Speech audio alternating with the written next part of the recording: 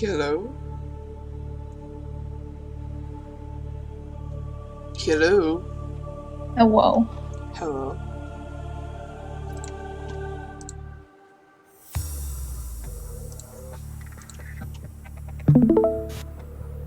Can you see and hear everything alright?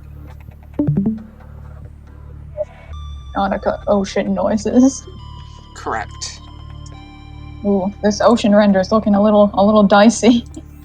Is it? It's looking fine on my end, so hopefully it's streaming just fine. No, the frame rate on the ocean was a little dicey for a bit, but it's leveled out. It's leveled out now. That's good. Okay, so are you currently live? I am. I have been for about 10 minutes. I apologize for that. That is just fine. There was like a 3-person steak dinner. Oh god. So you can imagine the amount of things I had to put away.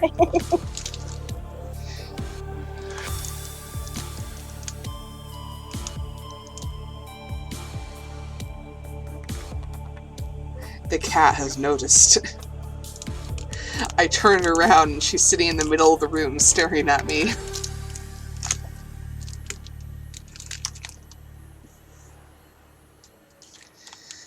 So this is the version that will hopefully go up on YouTube, since the previous attempt will not be saved for personal reasons.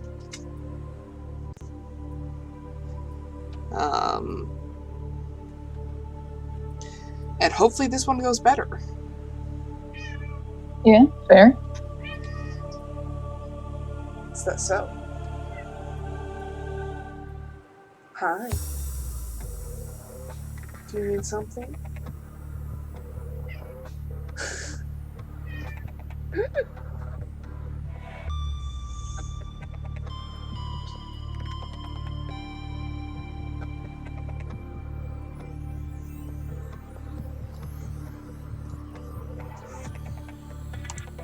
Attention. Hull failure imminent. All personnel abandon ship.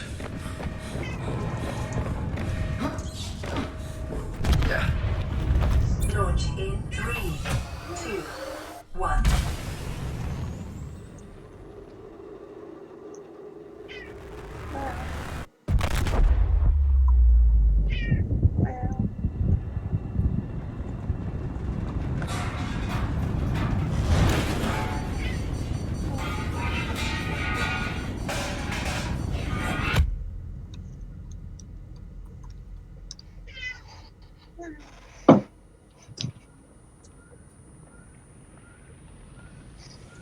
For anyone new to this stream, yes, it is normal for me to spend 5 minutes going back and forth making cat noises at my cat.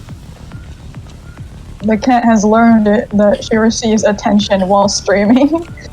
Correct. I admittedly have done nothing to prevent this, because it's very cute.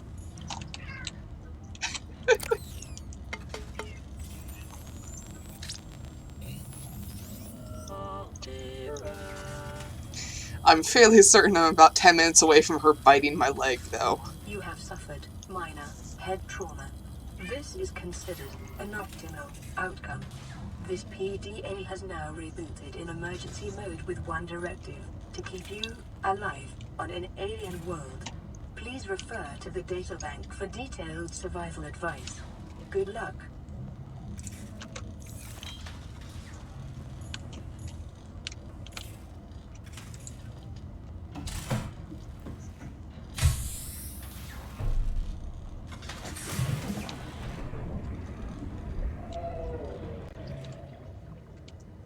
Feish.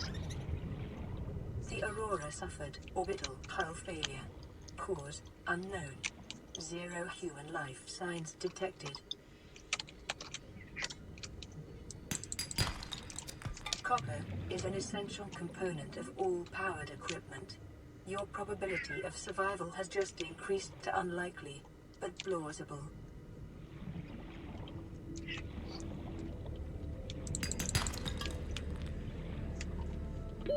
Oxygen.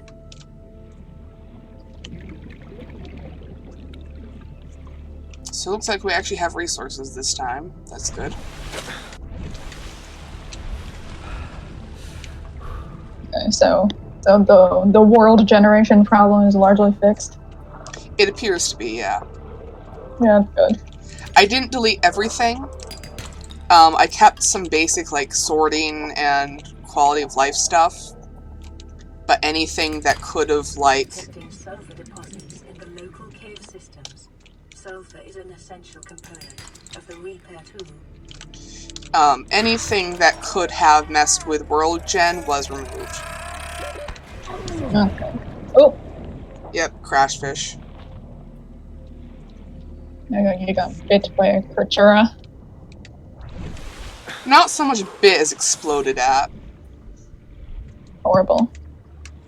Now, Correct. speaking of cat, my local cat has come to solicit me again. It's only this one. The other one doesn't do it. Egg. Egg.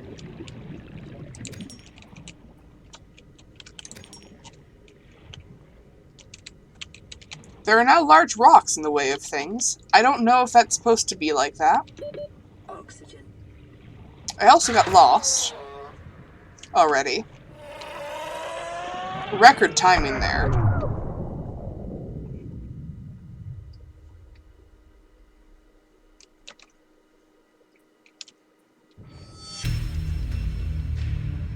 Amazing. I've been on this planet for about 2 minutes and I've already died.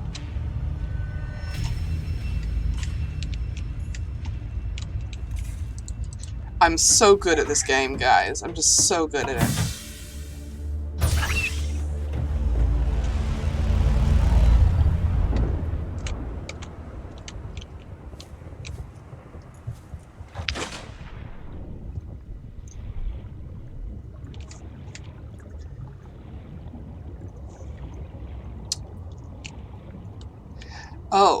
Oh no.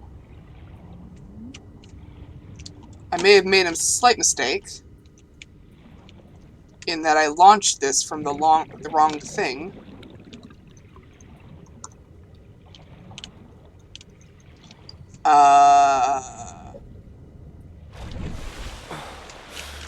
One moment.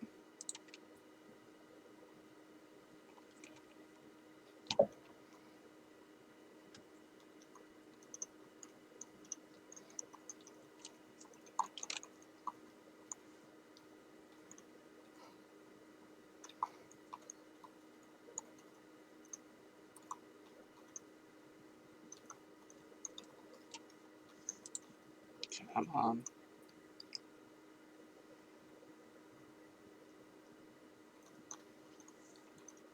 So what I did was I launched it from Steam, which is what I normally do.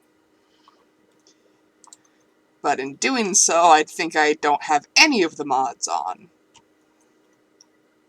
Which I would like to have just a few of them, just to make things easier on myself.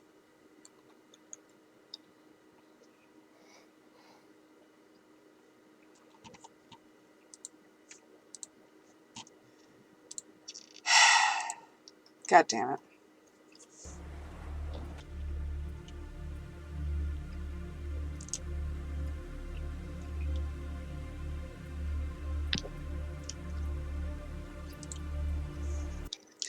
Attempt number 4. Give it up for attempt number 4.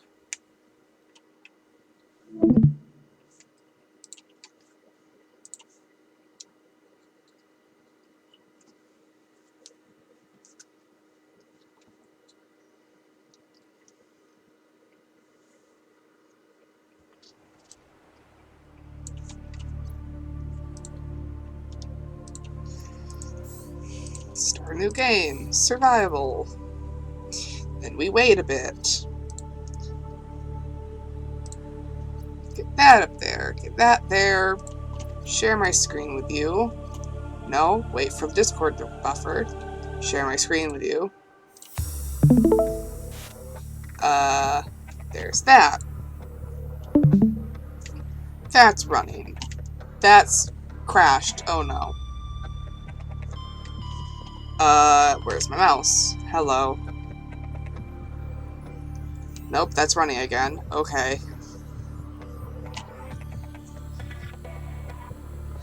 Literally just one of... I have literally like 5 very, very minor mods on. That's all I'm asking for, please.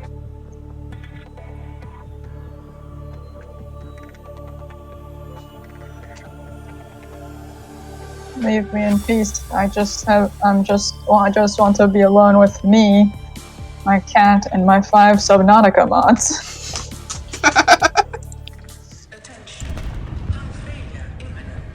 Do this for the 3rd time on stream. What the fuck just happened to my chair? Launch in 3, 2. Did your chair just struggle on stream?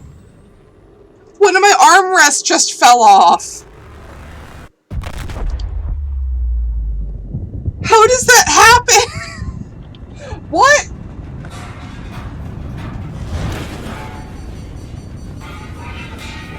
Is it screwed in? Just screwed. How did it unscrew?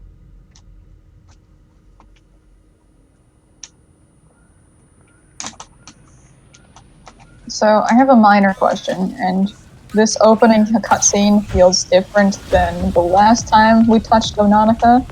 Is this like a different Subnautica game than the last one? It is, yeah. Okay. The one we played together was Below Zero, which is a sort of sequel. It's set on the same planet, but with different characters and everything. Okay. I'm still trying to fix my armrest.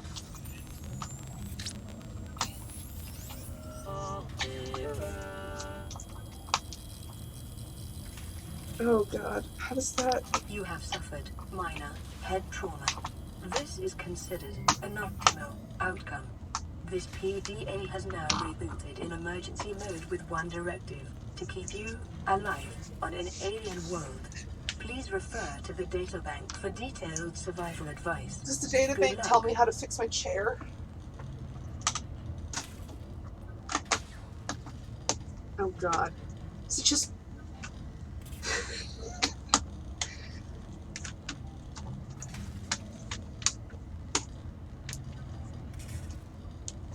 Nope, that's just not going in anymore.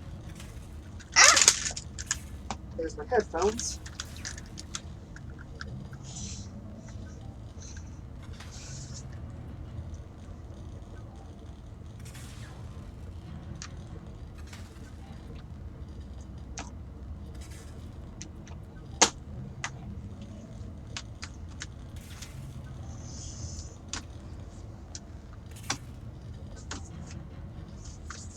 Maybe if I just screw this on? Does it like click in?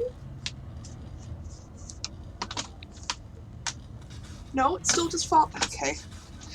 So I just don't have my right armrest for this stream.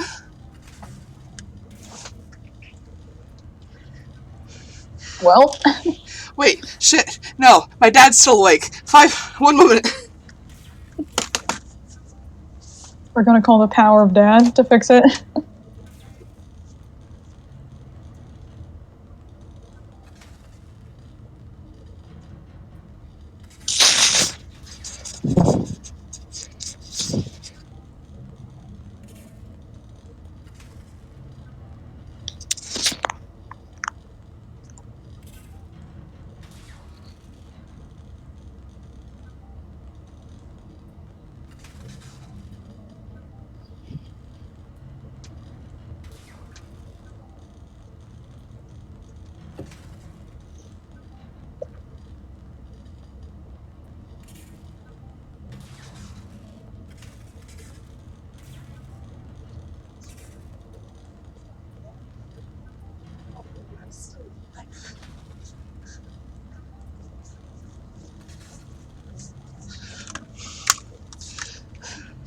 Hi, Hello. I've obtained assistance.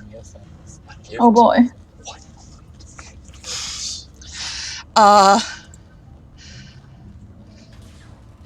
So I'll be right back. For now I'm turning the mic off. Minor Yeah, technical okay. difficulties. Alright.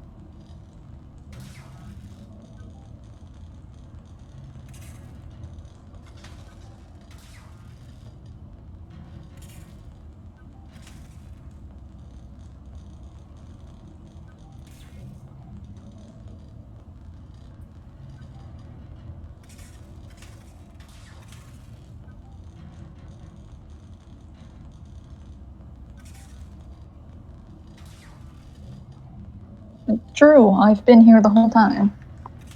In total silence. Aha!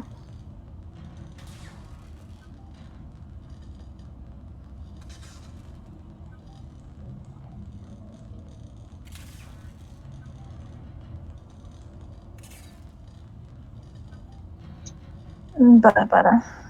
Bada-bada. Bada-bada. Bada-bada. Ba-da-ba-ba-ba-ba-ba-ba-ba-ba-ba.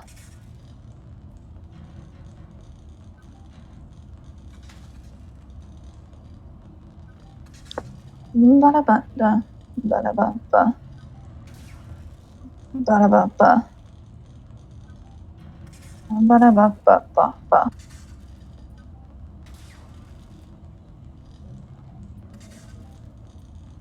Ba-ba-ba-ba. Ba-da-ba-da-ba-ba-da.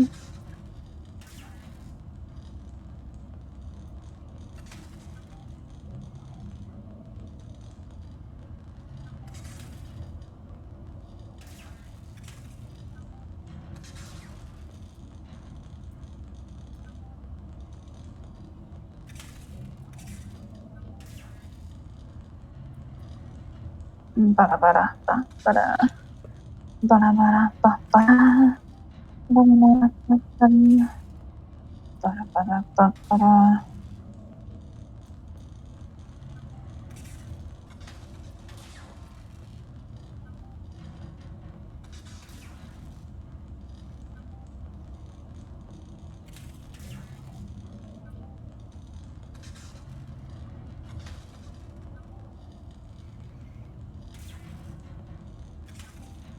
Ba-da-ba-da-ba-ba-da. Ba-da-ba-ba-ba-ba-ba-ba-ba-ba.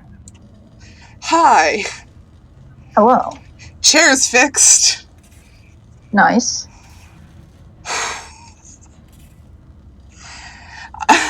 I'm just having a night, apparently.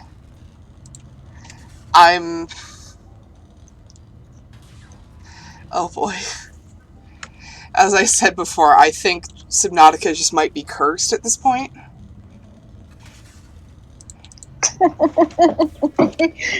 We can try our best.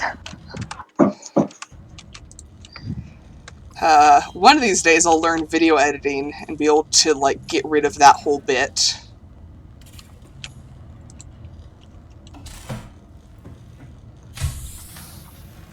It's already nighttime in game. Okay. That's fine, probably. The Aurora suffered orbital hull failure. Cause unknown. 0 human life signs detected. Copper is an essential component of all powered equipment. Your probability of survival has just increased to unlikely, but plausible.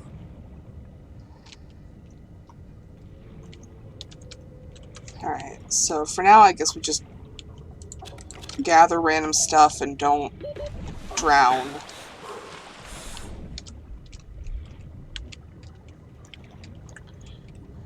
Seabed fragment, we still need the scanner for that. These guys can give you water. Alien life forms may have unexpected applications. Utilizing alien resources is a proven survival strategy, detecting increased local radiation levels. Trend is consistent with damage to the Aurora's drive core, sustained during planet fall. God, that's pretty. Creature discovered. This game's just very pretty in general. Is my That's a big moon. escape pod on fire still? It's just smoking.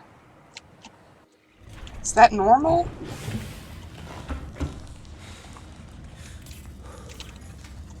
Oh, no, it's just because everything in here is broken. Right. Oh, so do you need to, like, print a repairer to repair this? You need to To print repair the a ship. repair tool. You need silicon rubber, which you get from the, like, seaweed, cave sulfur, which you get from the crash fish, and then titanium, which you just get from gathering. And the fish we grabbed can be turned into food and water. Bladderfish is getting turned into water right away. Which, when I say turn into water, rather, the bladderfish membrane is used to filter the seawater.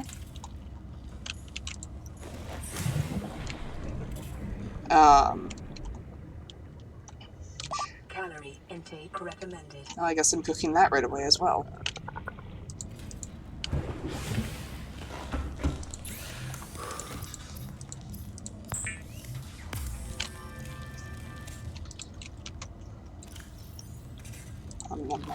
Vital signs stabilizing. Definitely need some more, I think. Come here, fishy, fishy, fishy. Come here, fishy, fishy, fishy. New creature discovered. I love those stupid little fishies. They're so good. Oh. The boomerang fish has such fascinating symmetry. Like, I don't know if there's a term for that. Like, it's got bilateral symmetry, but also, like, I don't know, double bilateral symmetry.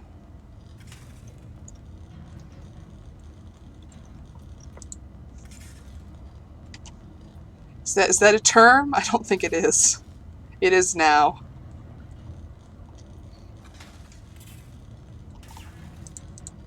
Slug.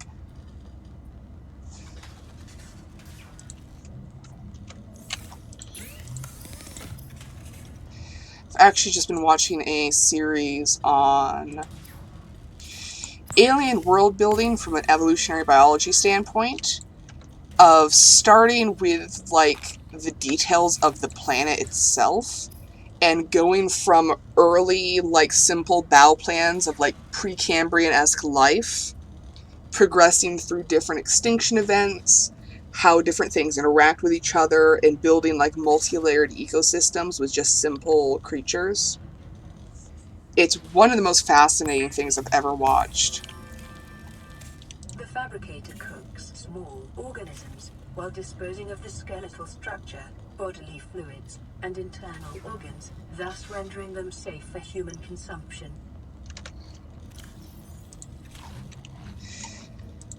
So far, everything that's been created looks vaguely like either a nightmare spider or a turtle squid, but I can't say I'm unhappy with either of them. They just happen to look like something out of my nightmares, and I'm okay with that.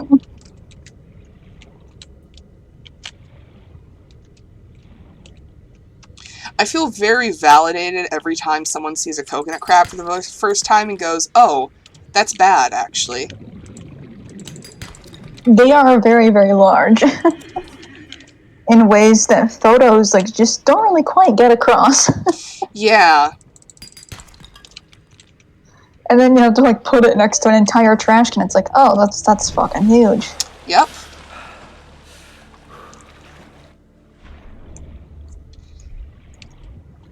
There's something about the crustacean exoskeleton that freaks me out already. But normally it's small enough that it's like, oh, it's a little guy. When it's that big, it's like you can't avoid the fact that that just is bad. It's bad. It's bad to look at.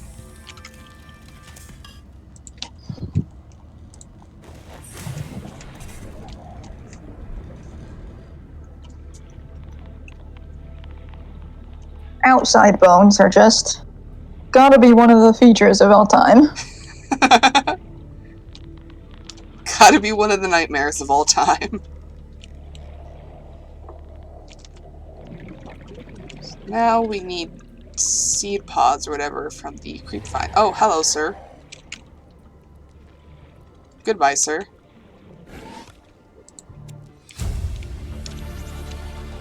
New blueprint acquired.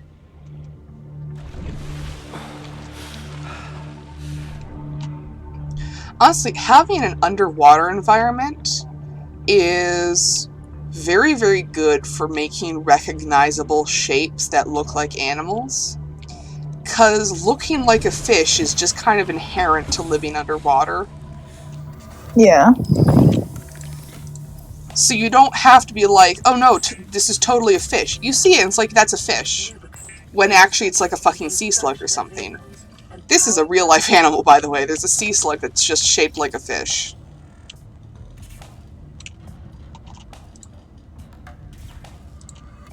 Yeah, fair.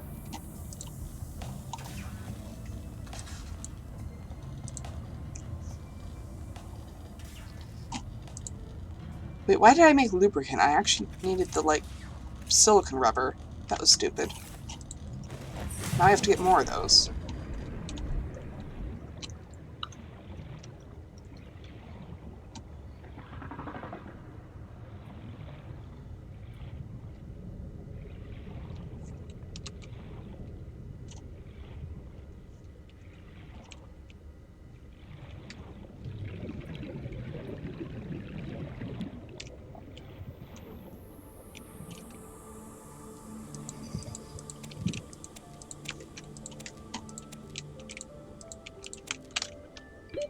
Oxygen.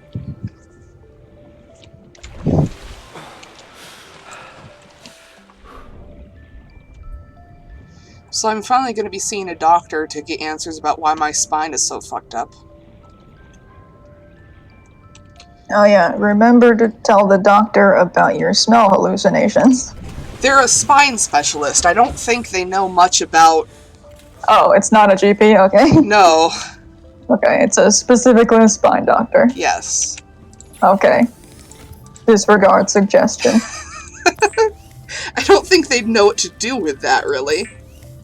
Yeah, I don't think they would. Like, unless that was caused by spine damage somehow.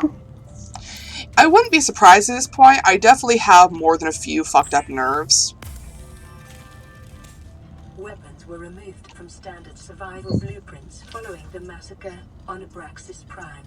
The knife remains the only exception. Yeah, we aren't going to give you weapons in case you murder someone, despite the fact that you're the only survivor left.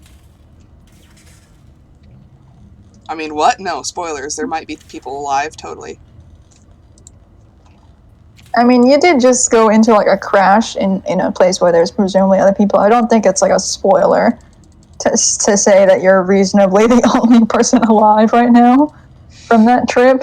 Well, yeah, but you get, like, little, like, you get a bunch of, SOS calls from other survivors. But when you get there, you know... They're dead? Yeah. They're dead already? Just a bit.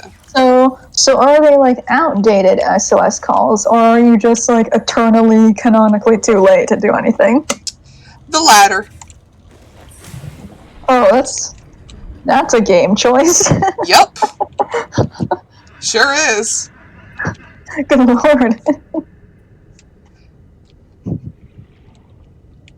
Alright, now we need now we're actively looking for crash fish, because we need their sulfur.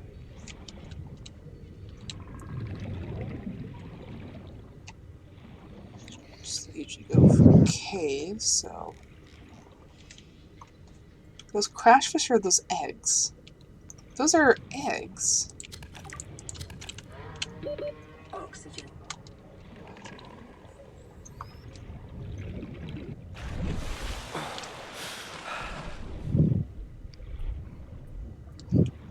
You know, there are tons of, like, secondarily aquatic species on Earth. I think it would be funny to have an alien species that's tertiarily aquatic. Because that would be the most convoluted process ever, and just incredibly silly.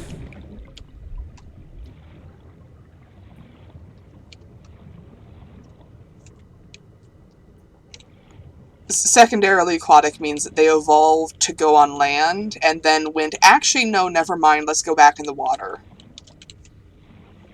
So tertiarily aquatic would mean they evolved to go on land, went, never mind, let's go back into the water, then said, never mind, let's go back on land, and then said, never mind, let's go back in the water. Dolphin who can't make up his fucking mind. Basically, yeah. Silver-based wiring is an essential component of many habitat modules. Got some silver. I feel like I made a mistake just slightly earlier in Small Man server because like someone had mentioned like a packer, and then I realized, oh, I'm probably gonna have to explain what it is. So I explained what a packer was, and it led to like this downward spiral of packer jokes. On this planet, Oh no. unusually distinct and Are you aware of what a packer is? Fake dick. further study recommended. Yeah, prosthetic dick, basically. Whenever someone talks about that, all I can remember is the story of the guy whose packer like fell out when they were in the bathroom, and there's another person in the stall next to him, and they're like, your dick fell out. And just the sheer embarrassment of having your dick fall out in front of someone.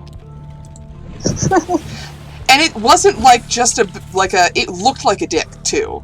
Like, not a very accurate one, imagine, but it was still vaguely dick-shaped. Yeah, it was realistic enough to be perturbing to behold when it just... whoop. Can you imagine being either of those people in that moment? They've lived an entirely unique experience between the two of them. The mistake was that I explained this in Tea House because, you know, packers aren't a sex thing. They're just basically a trans thing. So I was like, yeah, that's fine to talk about on main. Except everyone went, penises. Like, I guess the dick joke instinct kicked in and everyone started making packer jokes. I mean, I'm not gonna lie, if I'd been there, I probably would have joined in. Yeah. And it wasn't necessarily a bad thing. It's just, like, somewhere between piglins use solid-build packers to the word don't put TNT in your TNT. I had to move it to That is an excellent... Wait, no. I think the spiral was also my fault, too. Because I'm the one who was the first to joke, oh, yeah, my new packer just came in and it's solid netherite. Is it too obvious? And so everyone else like jumped on it. Everyone took that as a cue as, oh, I can continue on this path, I see. And then someone made an end crystal packer joke.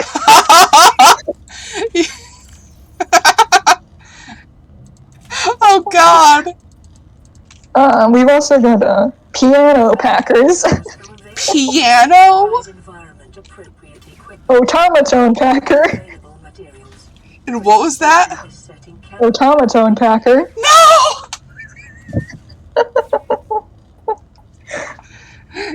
If you squeeze me real hard, I'll sing. Oh no! You've seen what it looks like when people play the automaton. What did you expect me to do, Anor? Yeah, it was never gonna end well.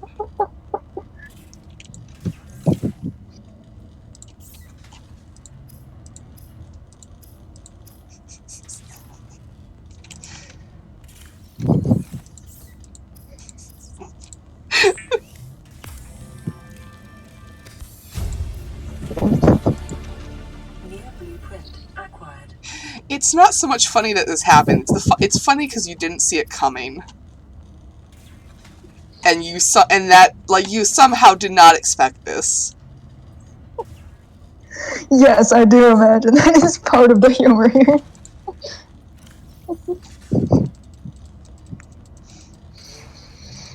What? The high schoolers didn't react well to the teacher named Miss Cummings? I can't imagine.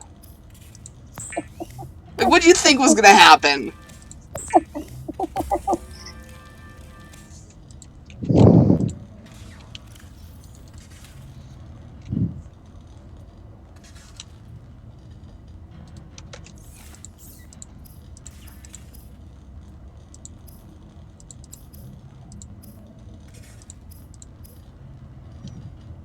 Glass. What do I need for glass? Do I need 2 of those? I do.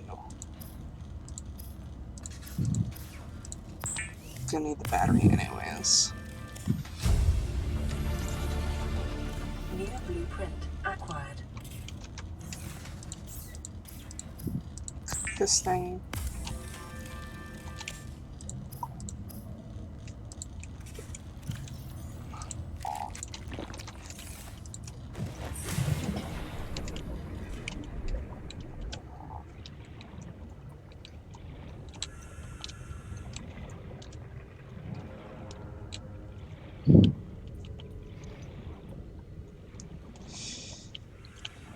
You know, in real life, I'm actually, like, horrific when it comes to navigation and knowing where things are unless I have a map. And I feel like games like this don't help that. If anything, they might make it worse. Is it the 3D navigation? It's the 3D navigation and the lack of any Caution. Continued. inorganic Data markers. Drive core may result in a quantum detonation. Continuing to monitor. Oh, there's two of them! Ow! I didn't realize there were two. I got the sulfur. Where'd the other one come from? Oh, it's further in here. Why did this one go off, but not the one in the entrance? Also, why can't I pick up the sulfur? Please? Wait, what is that thing? So this is a crashfish nest. You can see it better here. And they leave sulfur inside of them once they've exploded, but in this one I can't pick it up.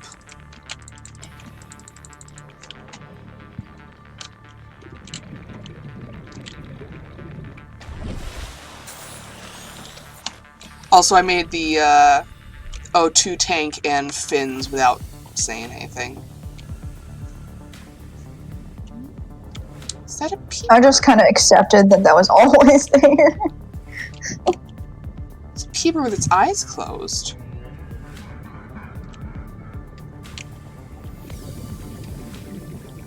Huh.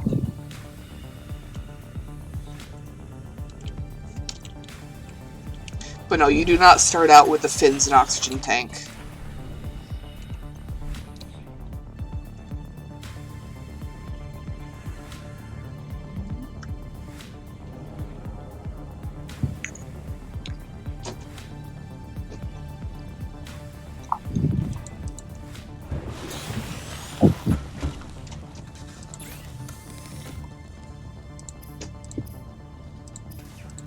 Now we can make that. Grab the silicon rubber and titanium.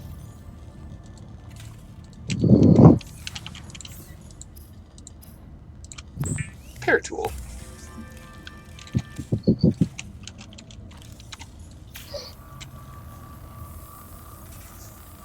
I probably should have let the funny little animation run first. Secondary systems online. Running full Whoa. diagnostic Ship is doing things. to data bank. Well, yeah, I fixed it. What do you think the repair tool was for? It did it so subtly and smoothly. Now we repair the transmission thing. Radio, that's what it's called. I know what radios are. This is Aurora. Distress signal received. Rescue operation will be dispatched to your location in 9 hours. Continue to monitor for emergency transmissions from other life pods. So yeah, rescue coming in 99,999 hours.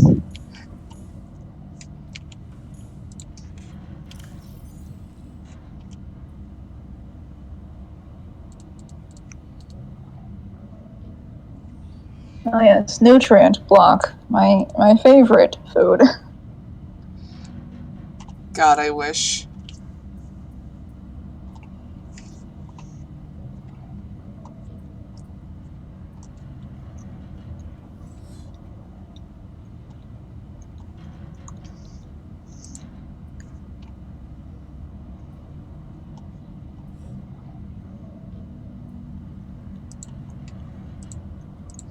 So we also get some some various data on the planet. 4546b. Category 3 ocean planet. Oxygen, nitrogen atmosphere. Extensive biodiversity. Safety warnings. May support Leviathan-class predators. Water is contaminated with high levels of foreign bacteria. Planet is beyond Federation space, rescue unlikely. It is not recommended to explore this environment without hazardous material suits and extensive support apparatus.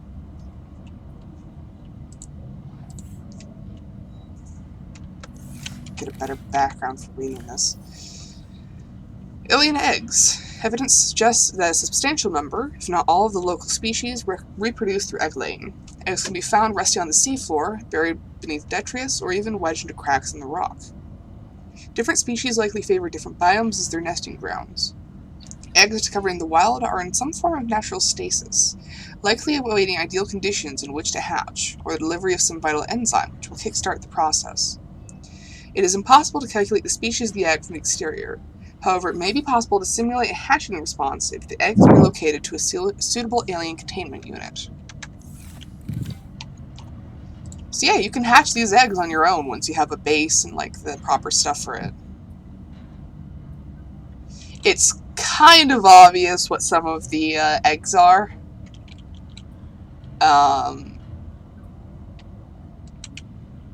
Because of shapes? Because of shapes and colors. Yeah.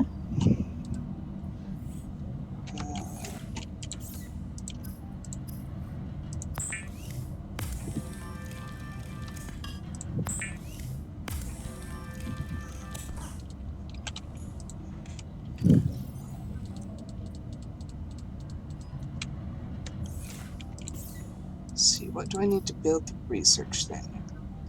Battery and titanium. I made a battery. There it is. Scanner. The scanner can be used to synthesize blueprints from salvage technology and to record alien biological data.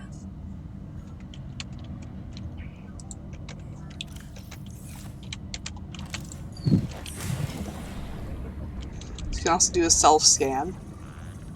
Self-scan complete. Vital signs normal. Continuing to monitor.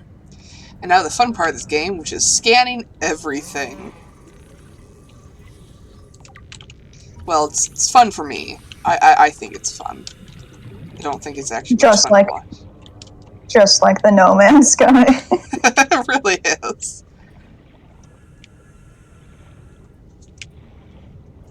Game is 1 point, science gun at creature. For knowledge. Exactly.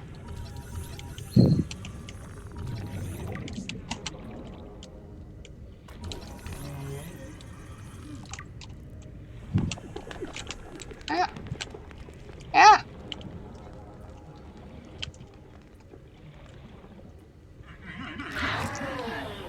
Uh-oh.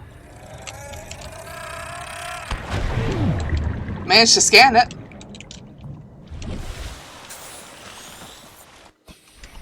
That's the important part. Where's this thing's nest even? How far out did it have to come to attack me?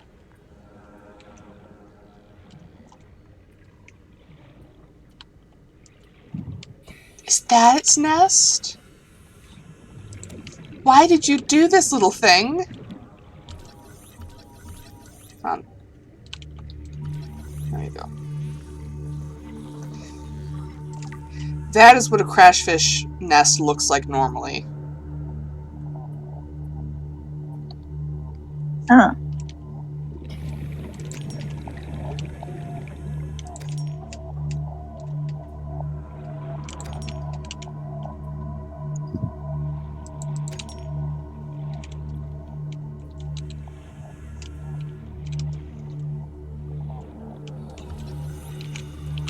Which, yes, these are referred to as acid mushrooms.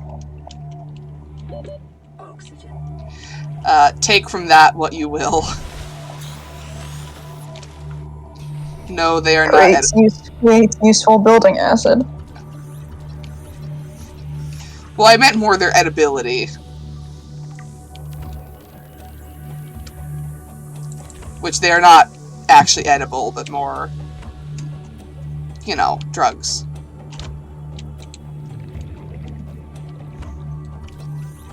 Back here.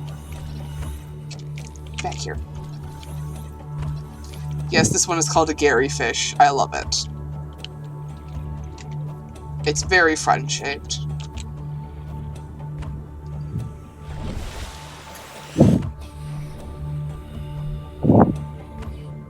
Seek fluid intake. Vital signs stabilizing.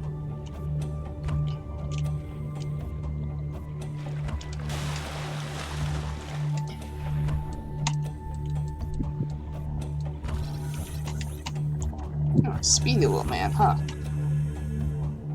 Back here.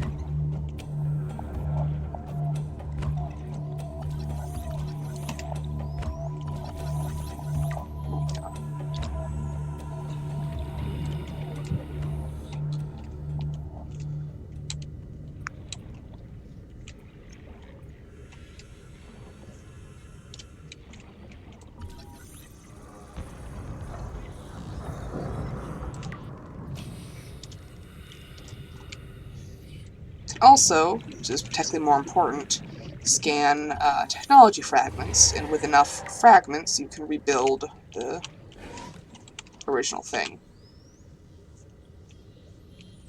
Scan broken thing to build non-broken thing. Precisely.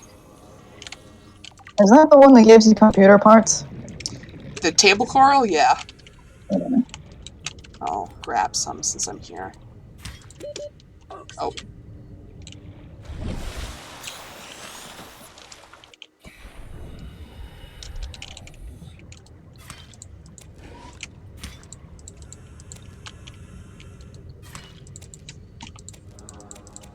Oh, these give so much more than I expected. Oh no. Do you have an item drop mod? I don't think so. I think it's just like this. It's a bit much. The perils of being the first Subnautica game.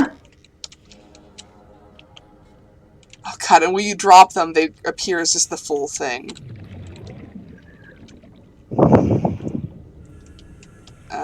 Where's my base?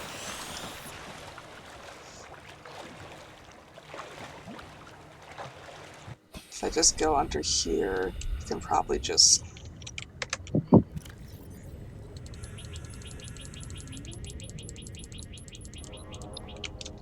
I dropped my water as well. That's... God. You know, I think I might have grabbed a few too many.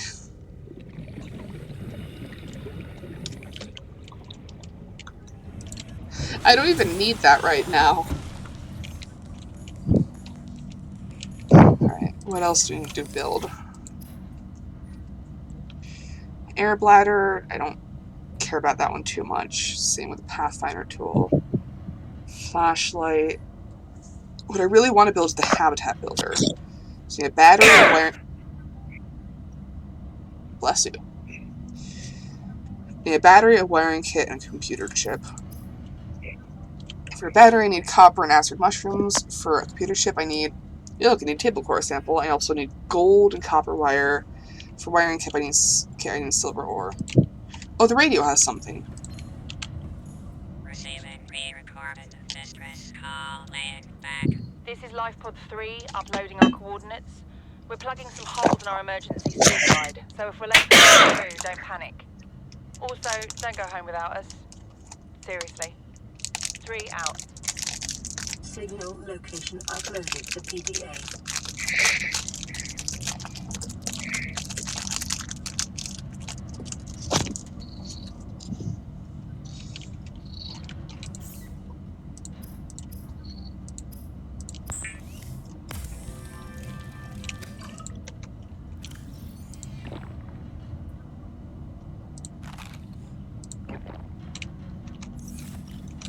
I should probably also heal a bit.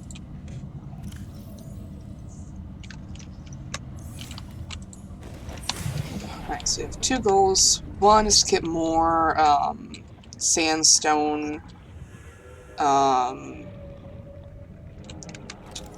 whatchamacallit, outcrop things. can scan this too. So limestone ones give copper and titanium. Sandstone ones give gold and silver as well. Oh, I can scan this.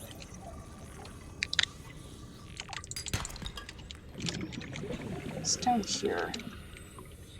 Some quartz. Detecting sulfur deposits in the local cave systems. Uh-oh. Sulfur is an essential component of the repair tool. You don't say. There's shuttleboats which actually have rotational symmetry. They've got 3 parts. Oxygen. You don't really see motile creatures with, they're not just motile, but like...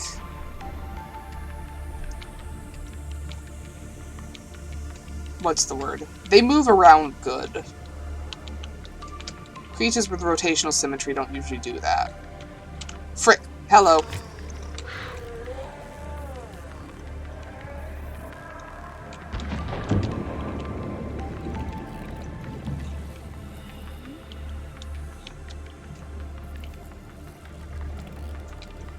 Thank you for the sulfur.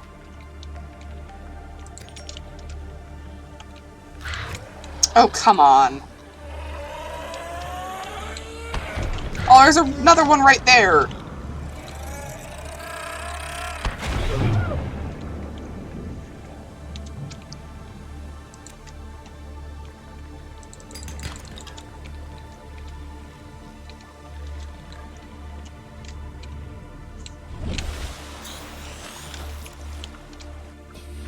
And there's these guys. Are they called again? I think they're just called floaters. Yep.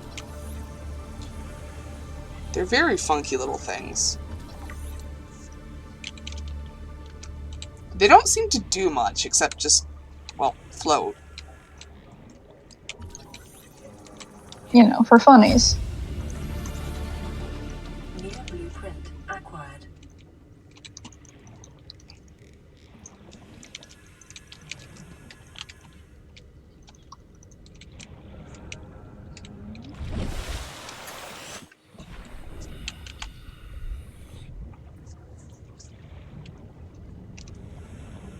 No one in the chat yet.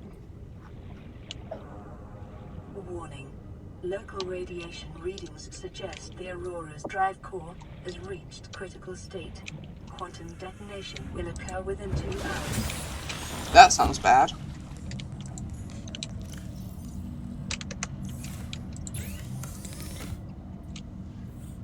Oh, we already have the Sea Glide recipe.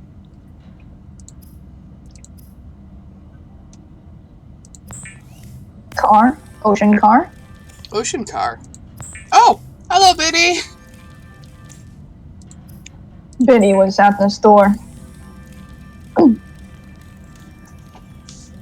Sea Glide will increase your effective exploration range. For your safety, please pack supplies for long journeys and stay within 5 kilometers of the nearest life pod or habitat. Biddy has come back with the milk. Says, I've changed my residence, so is everyone else now living with me. So at the store, buying a single box of cereal for my most recent roommate.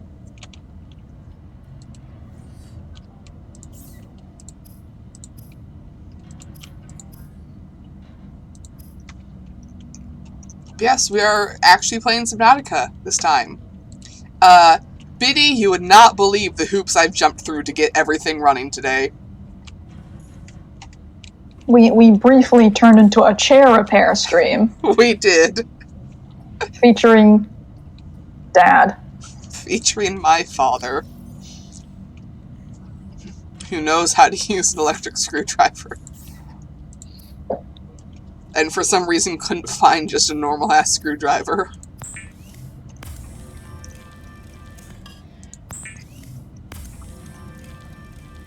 Biddy says I am 100% watching the pod. That's fair.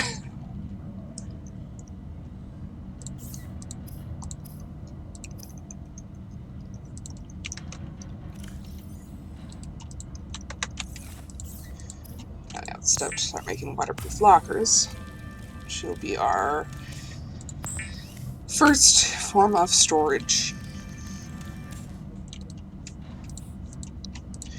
that we can use to put away all the table coral that we've amassed on accident.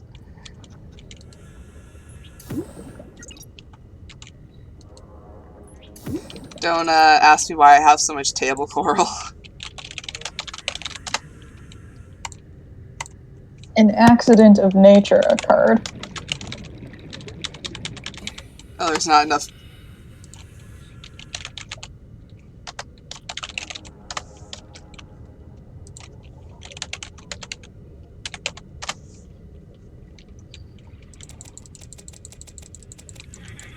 Oh. They're just all laid out in a little row. Where else was I supposed to put them? Well, there's just so many that every time they're laid out in a little row, it says, oh, they really are laid out in a little row.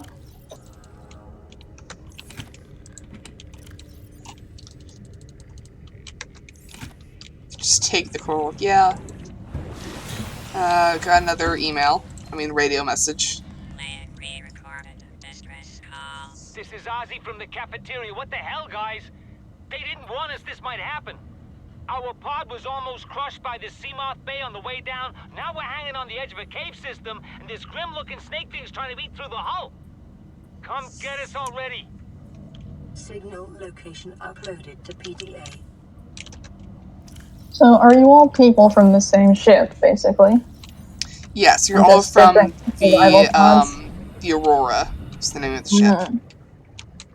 The one that's about to have a quantum detonation in an hour. Huzzah! You know, as you do. Does the quantum detonation have anything to do with why everyone else will be dead by the time you can reach them? Actually, no. Completely unrelated. Well, at least they didn't die to a quantum detonation. I can't really say that's a good thing. Yes, considering they do all die in various gruesome ways. But Right. it just seemed that quantum detonation might have been a little...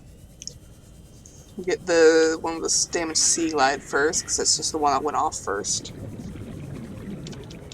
Oh, Biddy is obtaining pizza, apparently. Actually, if I wanted one, I have all the stuff at home I need to make pizza. What do you mean at home? I just mean upstairs in the actual kitchen in the same house I'm in.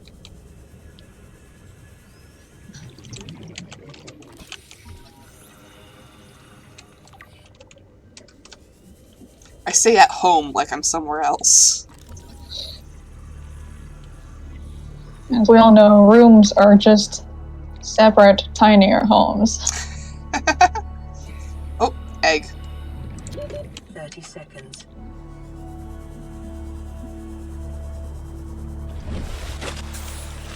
You get 2 moons here.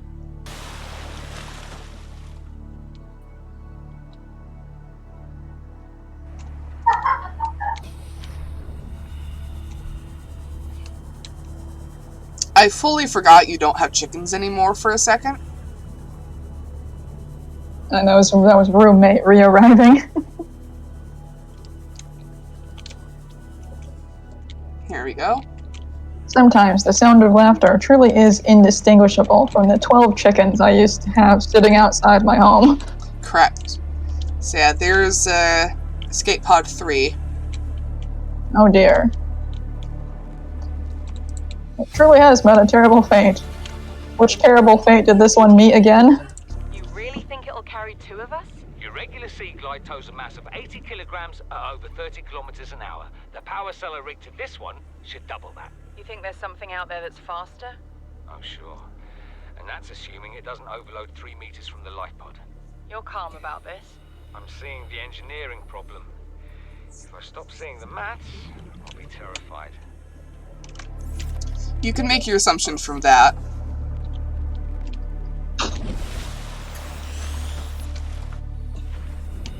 And the fact that we're in an area with stalkerfish. And the fact there's a giant hole ripped in the side. Honestly, I'd say it looks more like something blew up. So I think that might have been the Sea Glide.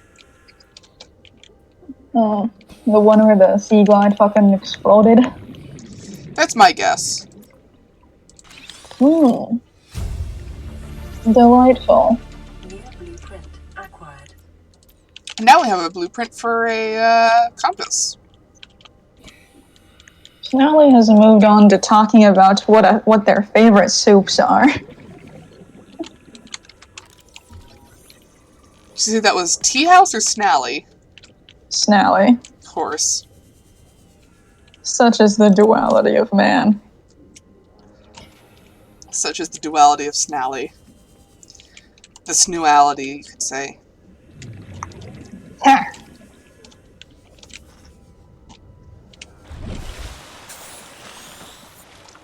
Do you suppose, when we get to the life pod that has the creature that will have eaten them all, the creature will still be there?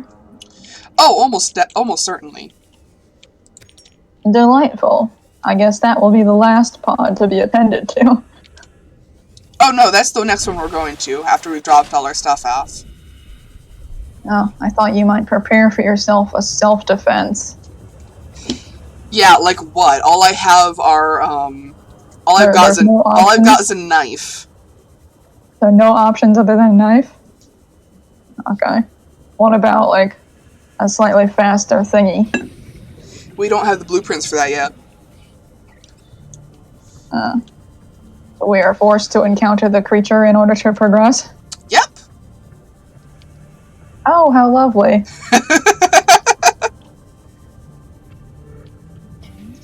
It's fine. Don't worry about it. It's fine. Everything's fine. Someone's bringing back the good old cereal is soup thing. Soup is whatever you personally say it is, but other people have no say in what you define as soup. Just as you have no say in what other people define as soup. Soup is what you feel in your heart. It's a bit like religion. Soup, it's a bit like religion.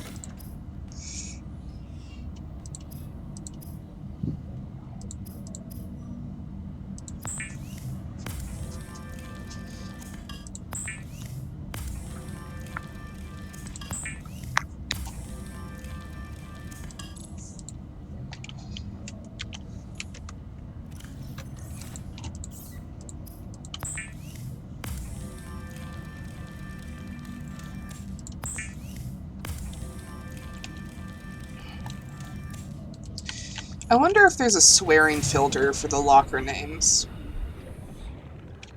Find out. I'm planning to.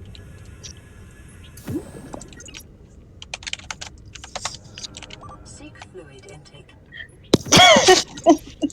I need an overflow for the titanium. Actually,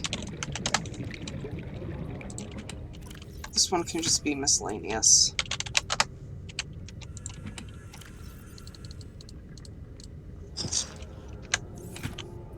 It appears that Trouble is now a little consistently returned from the grave, and coming out swinging with Bloody Marys or just drinkable alcoholic tomato soup.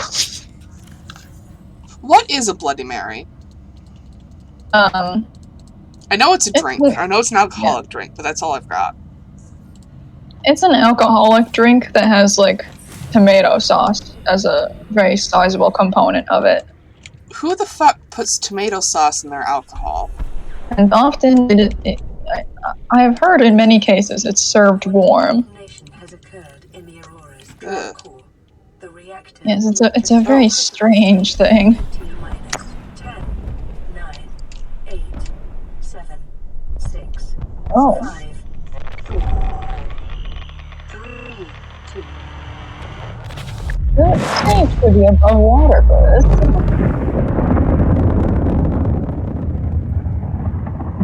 Congratulations, survivor. Your weekly exercise quotient by 500%. Data indicates that swimming was your favorite activity. Be sure to vary your routine for uniform muscle development. The timing on that notification. Acquired. radiation suit has been added to your blueprint database. The fucking ship explodes and congratulations, you've reached your weekly exercise quota. By 500%. And now we got a blueprint for the radiation suit. You know, as you do. I assume that's the game pushing us to investigate the shipwreck later on. Yes. Because I assume quantum detonation has radiation involved. Yes, a little bit. I also desperately need water, so we're going fish hunting. Or Fish. fishing. It's just fishing. I don't know why I called it fish hunting. It's just fishing. Fish. It's advanced fishing. Fishing is when grab animal with bare hand and consume for water intake. I'm not even eating the animal, I'm just tearing it apart and using the, like, filtration and turning system. it into a water bottle. Yeah. Just alchemizing these poor fish into perfectly packaged water bottles. Filtered water, H2O, 6 ounces. Filtered using an all-organic membrane. Non-vegetarian. Seek fluid intake immediately. I am seeking fluid intake. The inherent comedy of non-vegetarian water. Vital signs stabilizing.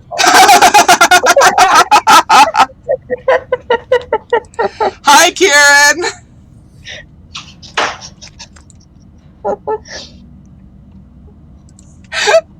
It's because my room has like the one bathroom, so like anyone who wants to go to the bathroom has to walk past me. And suffer dealing with non-vegetarian water. So in order to use the bathroom, they have to suffer whatever bullshit's gonna come out of your mouth next.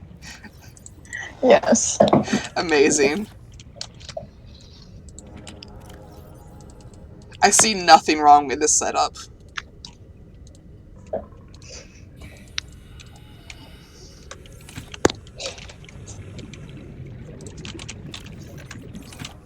There's another bathroom, but it belongs to the cats.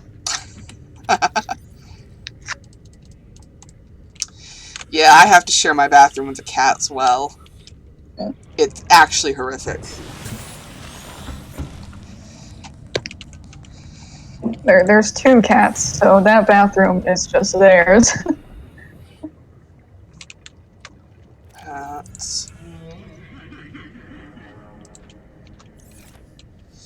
Now we head to the cave, the life pod that's under attack by a weird snake thing, as they described it.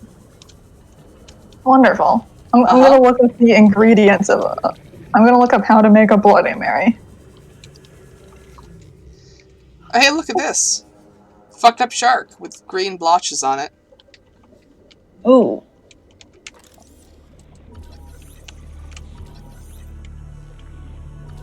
Flappy, flappy.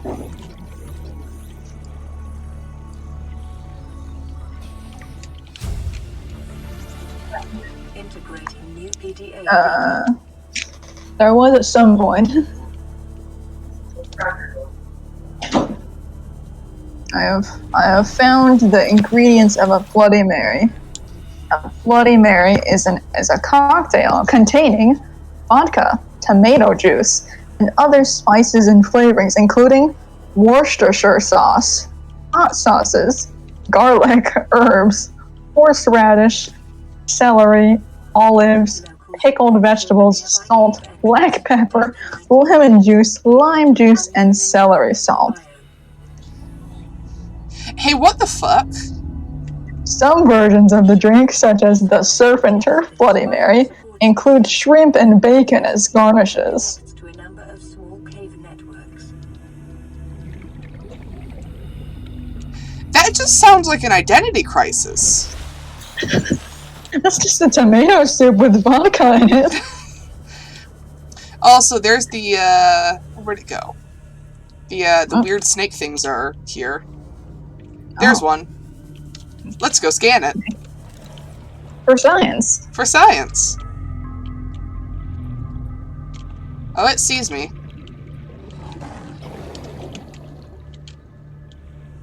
It's growling at me.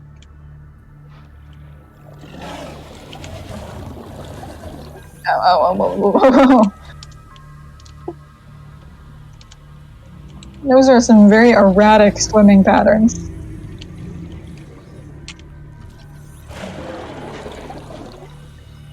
30 seconds.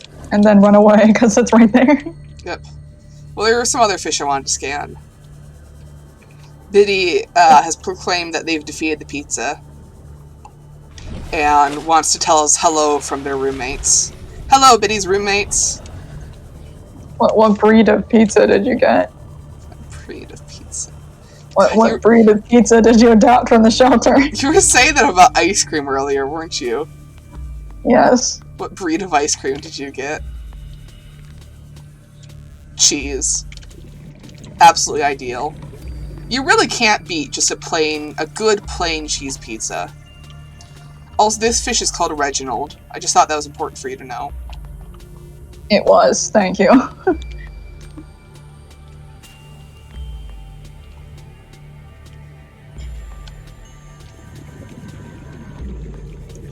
Alright, here's the life pod, and there's the shark, so...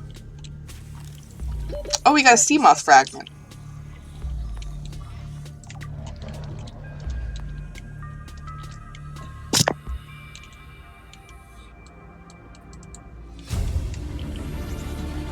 Integrating new PDA data. Oxygen. There's a variant of the Bloody Mary, which is called a Caesar. And instead of using a tomato sauce, it uses clamato juice, if you're familiar. I'm not. I don't think I want to be, but go on.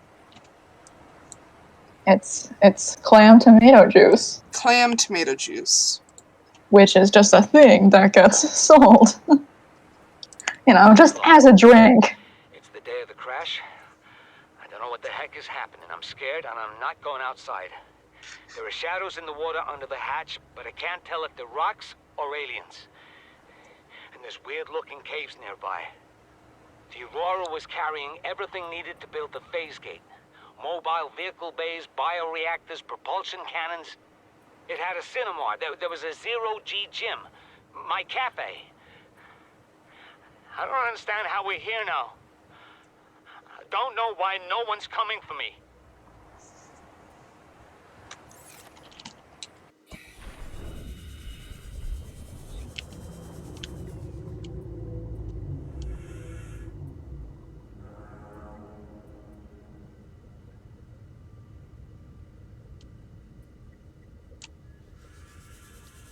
There's just a lot of stark red in this biome, and I wonder if that's thematically intentional or just a random world gen. Oh, it's not random world gen. There's no, random generation and, the different plants and stuff. Oxygen efficiency decreased. Oh, it's just one world map. Yeah. Certain details about the world map might change, but the overall, 30 seconds. the way the biomes are does not change. You want to go see some fucked up whales? Yes. I appreciate all whales, both whales and fucked up. Will this do? Oh, that's an animal? Sure is. It's a reefback. Can it eat you? Nope. Actually, I'm not entirely sure how they eat, or what they eat. Let's see if this has anything to say about it. Reefback Leviathan. Ooh. This vast life form is in excess of 30 meters long, has been designated a Leviathan class. Fortunately, it feeds exclusively on plankton-like life forms in the water. Well, so it's probably got some kind of baleen mouth. Stuck under it. Let me go get some air and then I'll keep reading.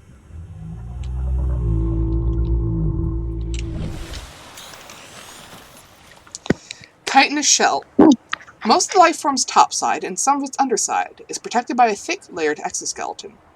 This suggests an evolutionary path quite different from the other organisms on 4546b, most of which are vertebrate in nature. The reefback species has likely been able to grow far larger than other herbivores because anything large enough to break through its shell has long since gone extinct. Enzyme pods.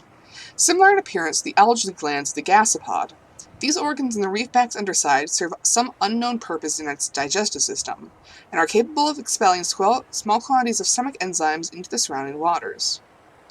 Local microcosm.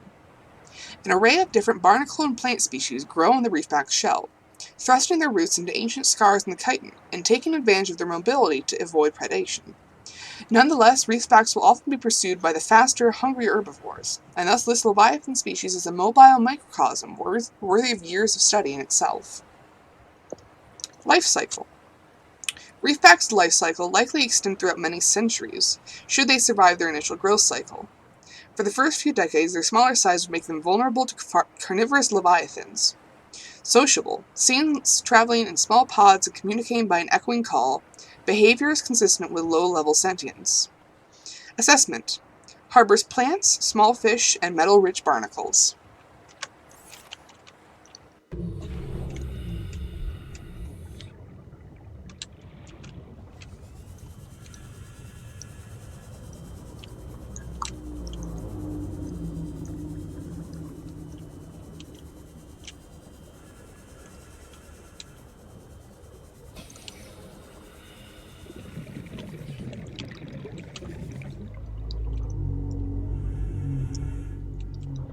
I do wonder if it has eyes. Doesn't seem to.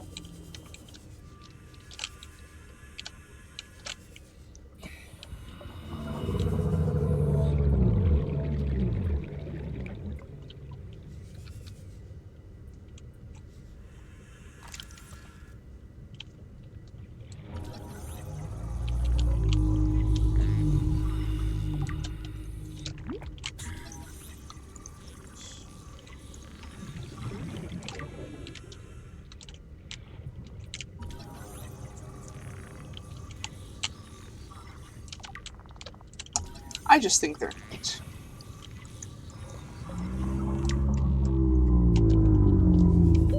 Oxygen.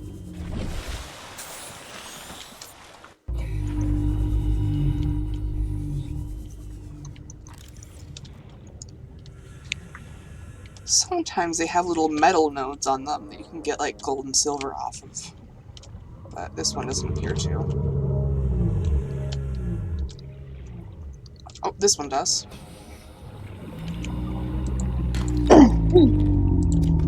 Got some copper. Is that something I can scan? No. Violet. Oh. Oh shit, it's got one of these things. Ow! So, tiger plants have active defense, where they shoot spikes at anything that comes too near. Stabby algae. Stabby ouchie. Oh, another radio call. We got another email.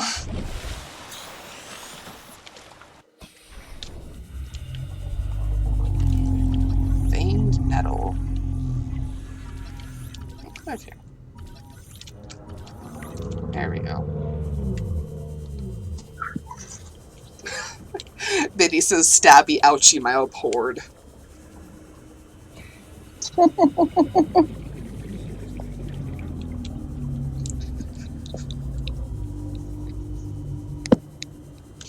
I have a bag of popcorn down here.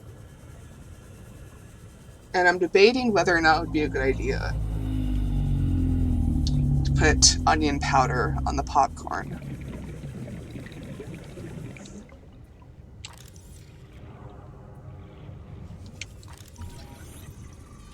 Usually I put pepper on it, which always ends with me sneezing for a good half hour straight. But it tastes good.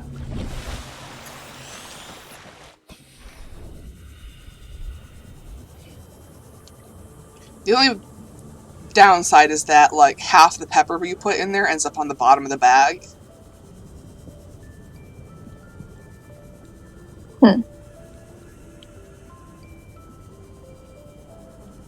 but still worth it. Tastes good.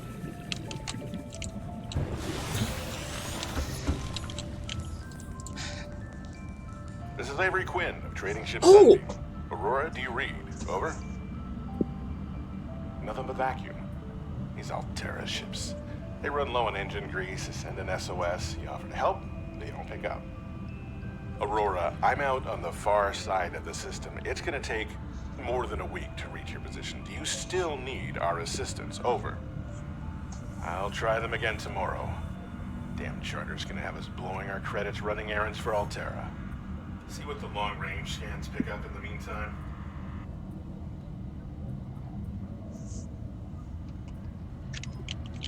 We have a beacon of hope.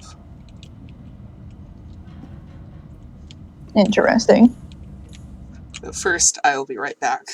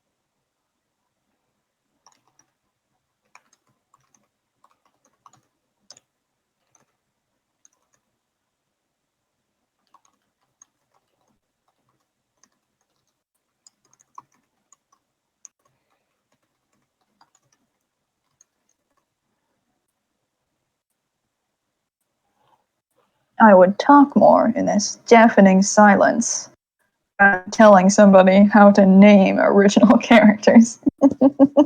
Google Translate is your friend.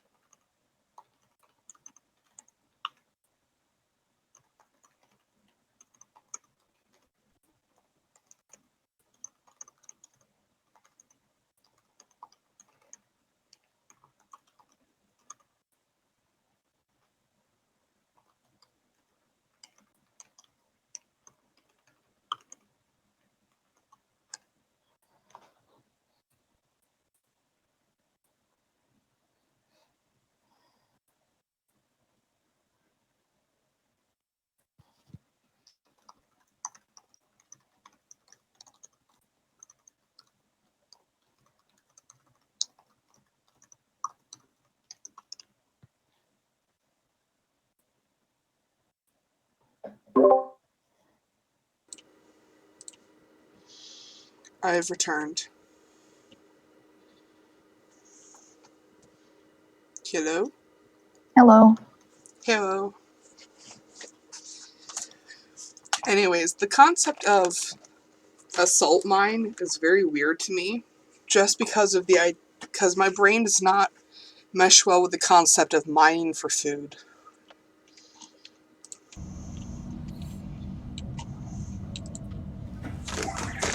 Yeah, it is a little bit of like a logical whackness to remember that salt is just a rock. Yeah. And like all other rocks, can come from the dirt. I was initially going to say, it's weird for the idea of food coming out of the ground, but then I remembered potatoes. The entire concept of farming. Yeah. Well, potatoes specifically, because, Tuber. Tuber. Because you eat the ground part. Yeah. Normally food comes from above ground, even if the thing the food came from is below ground. Seek fluid intake. What do you think I'm catching No. these fish for? Don't you seek fluid intake for once. Yes, I will be consistently sassy in my AI.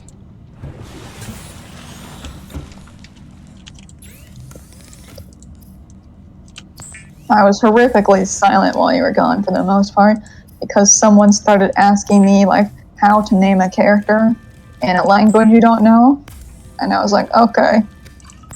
So I just focused on that a little too hard. The answer is Google Translate is your friend. And sometimes, baby name lists, though baby name lists are more of a starting platform than a hard primary source. If I need a name at random and I'm not looking for, if I need a name for an NPC, I'll usually just use fantasy name generators, because they have a lot of, real-life names as well. Yeah. If I'm looking to name a proper OC, then I'll probably, I'll put more thought into it than that. But if it's this character is going to show up for, maybe one chapter and that's it, I'm not going to think too hard about it. Alright, let's see what the databank has got for us. So we've got advanced theories, alien eggs, already did that. Specimen with symptoms of infection.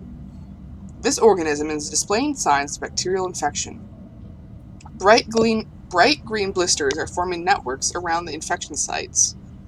Pathology suggests a waterborne bacterium capable of penetrating the body through skin and respiratory system. Underlying indications of genetic mutation and aggressive behavior. This bacterium the bacterium itself is unlike any so far recorded in human exploration. Warning: may be contagious. Avoid. Do not, under any circumstances, consume the flesh. Is it possible in the game to consume the flesh? Yes. You die. I don't know. Mobile vehicle Ah, bay. yes. Garage crafting. What crafting? Garage crafting. The mobile vehicle bay? Yes. Sea Glide. The Sea Glide. Anything that moves faster underwater is probably trying to eat you.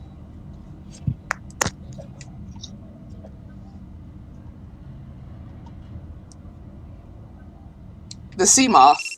It goes anywhere except land. Radiation suit. The radiation suit. A necessary precaution in a post-mad world. Oh no.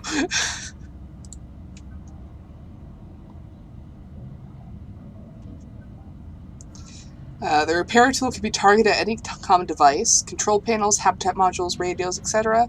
Stitch wires and seams back together at the atomic level. All good technicians keep one of these under their pillow. Most people don't care why it works, just that it saved their life that one time. But in case you're curious, it combines scanner and fabricator technologies to determine the proper specifications for the targeted object, then rearranges the available physical material to match the original specs. The Altera repair tool. Get your fix. Scanner. It emits electromagnetic radiation in specified direction, which is reflected by the environment and then analyzed to determine the physical makeup of the targeted object. It's 4 primary functions: blueprint acquisition, organism analysis. Will attempt to match scanned organisms against the onboard database.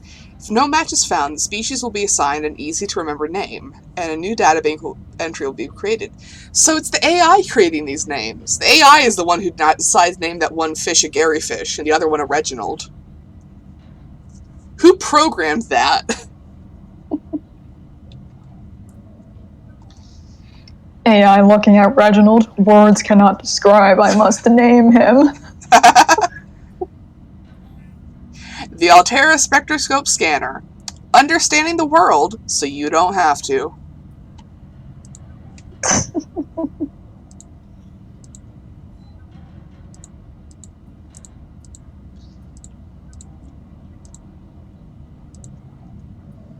Limestone rock crops.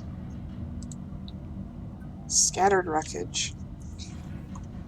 Outer layers of the material have oxidized, suggesting it's been heated to over 1200 degrees Celsius. The pattern is consistent with hull disintegration during atmospheric entry.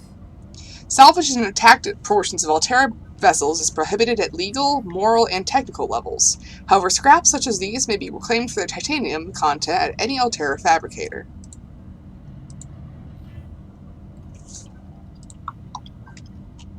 Grain coral. A permanent growing colony of microscopic organisms. This coral species has adapted to filter carbon dioxide from the environment, using the carbon to build the colony, and expelling the oxygen from specialized exhaust funnels. It is quite hardy, suggesting samples from a mature specimen could be grown artificially. Their tanks are equipped to siphon oxygen from the water where possible. That's really cool. Coral shell plate. Giant coral tubes. A variety of coral formations in 4546b appear to be different solutions to the same problem, maximizing water and nutrient flow throughout the colony. These particular variants funnel water down a tube, filtering nutrients as they pass. Their size suggests they have been highly successful.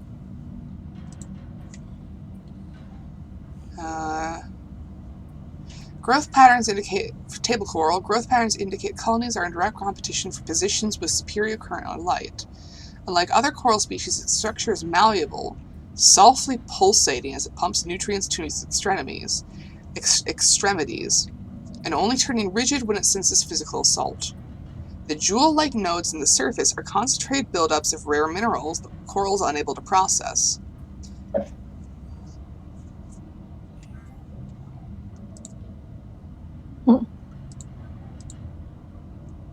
Under fauna, we have carnivores, crash fish, This unusual species has developed an emergency defense mechanism based on mutually assured destruction. Forward-mounted eye enables the creature to identify and track potential predators. Sulfur plant. The sulfur plant is evolved to feed on sulfuric compounds secreted by the crashfish, which makes its nest within the leaves. Stronger, more protective plants provide superior nesting grounds, which then in turn provide the plant with more nutrients from larger crashfish. Defense mechanism.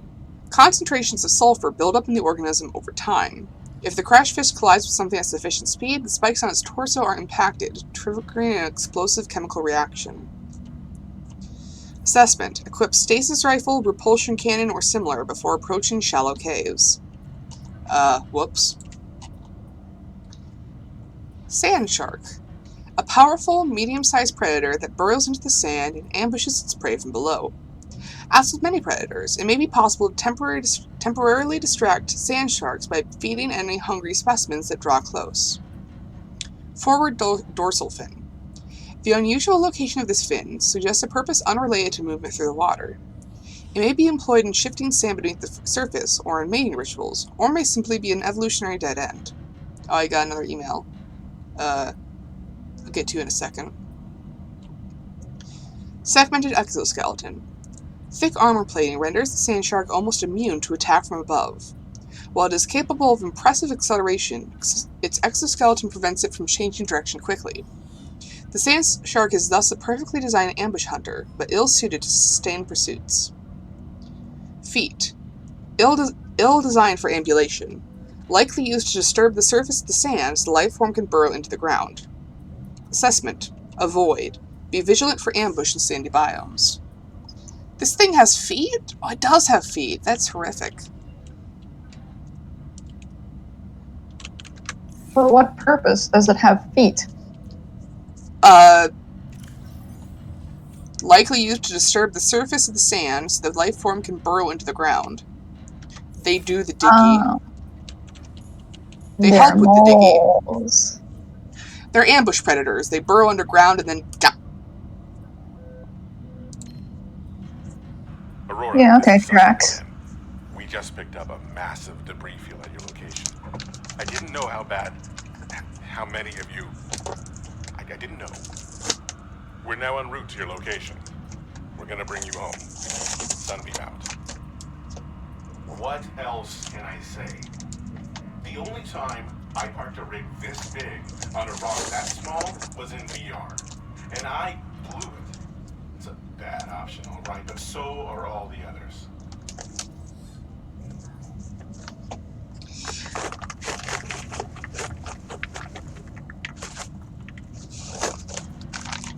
I have popcorn. Nice. Let us continue our library search. The Stalker. A streamlined predator encountered in the kelp forests in weight of prey leaving the safety of the shallows to feed. The Stalker likely carved out its evolutionary niche at the sweet spot between speed and size millions of years ago, and may be one of the oldest species on the planet. The Stalker appears to be attracted to titanium deposits, which tends to sharpen and put stress on its teeth. As with many predators, it may be possible to temporarily distract hungry stalkers by feeding them. Teeth. The stalker's teeth are unusually hard and fast-growing. Biddy asks, have I been exiled from interest?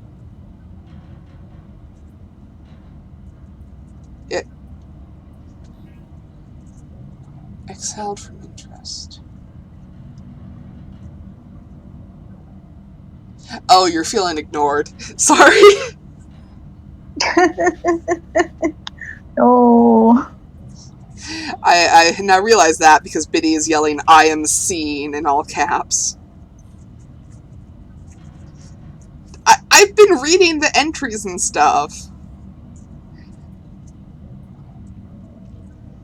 I'm sorry. Teeth. The stalker's teeth are unusually hard and fast-growing. Its elongated snout can deliver huge biting pressure to larger attackers, while also being used to reach small herbivores seeking refuge amongst the rocks. Night vision. Retinal layering on the eyeball suggests adaptation for nighttime hunting. Dorsal ridges.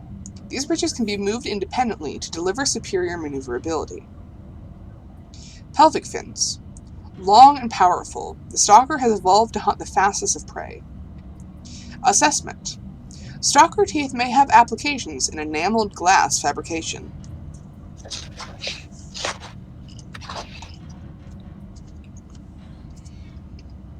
They got... Look at... I mean... Seriously, though. Get a load of that snout.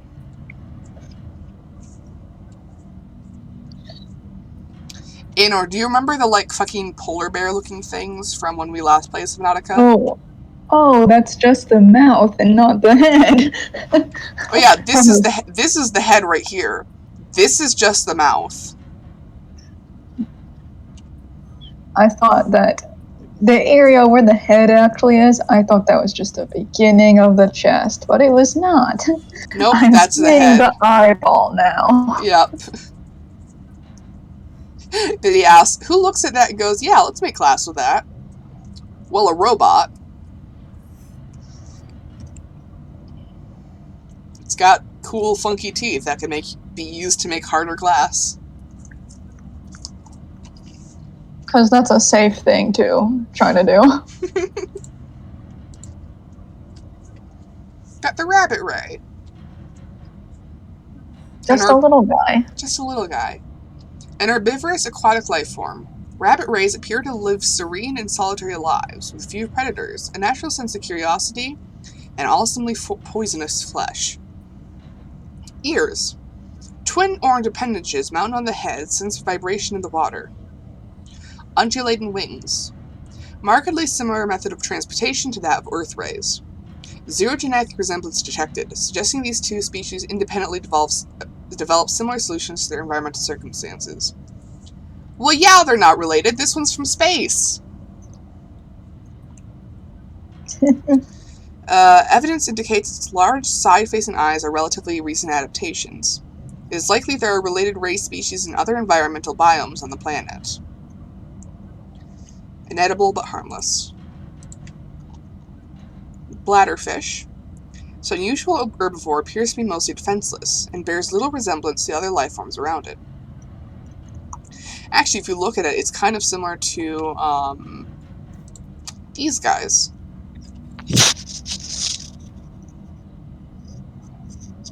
Goodness. In excellent shape.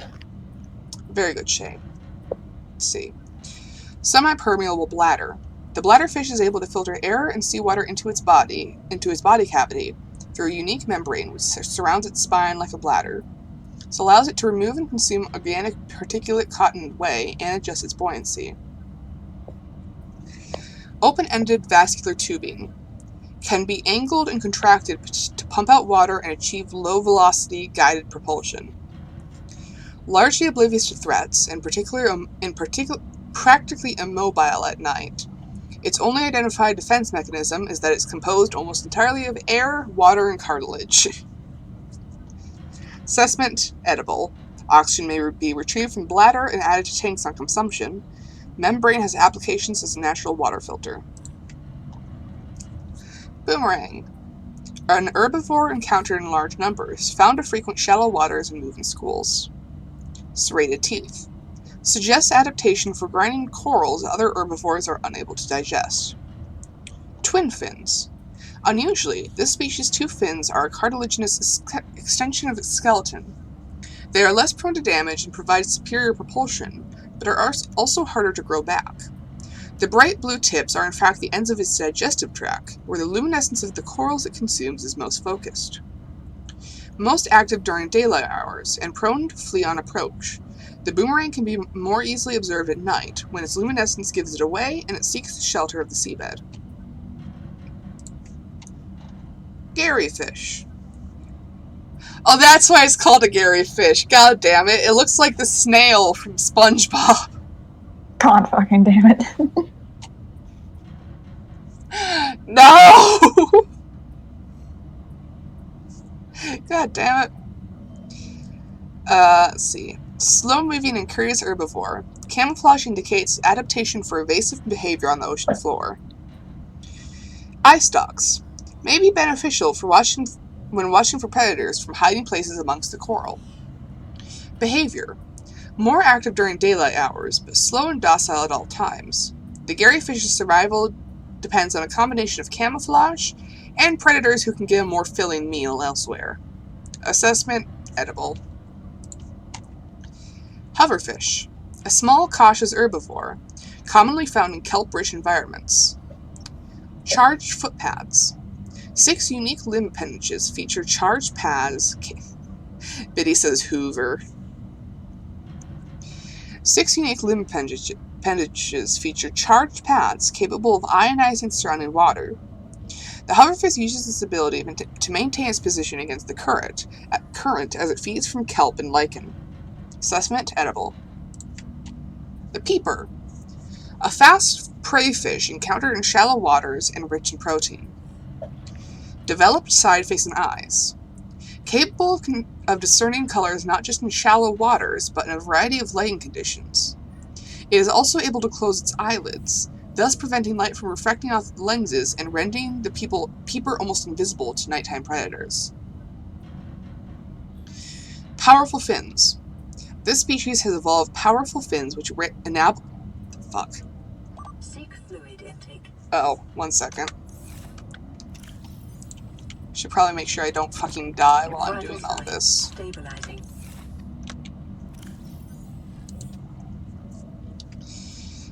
Powerful fins.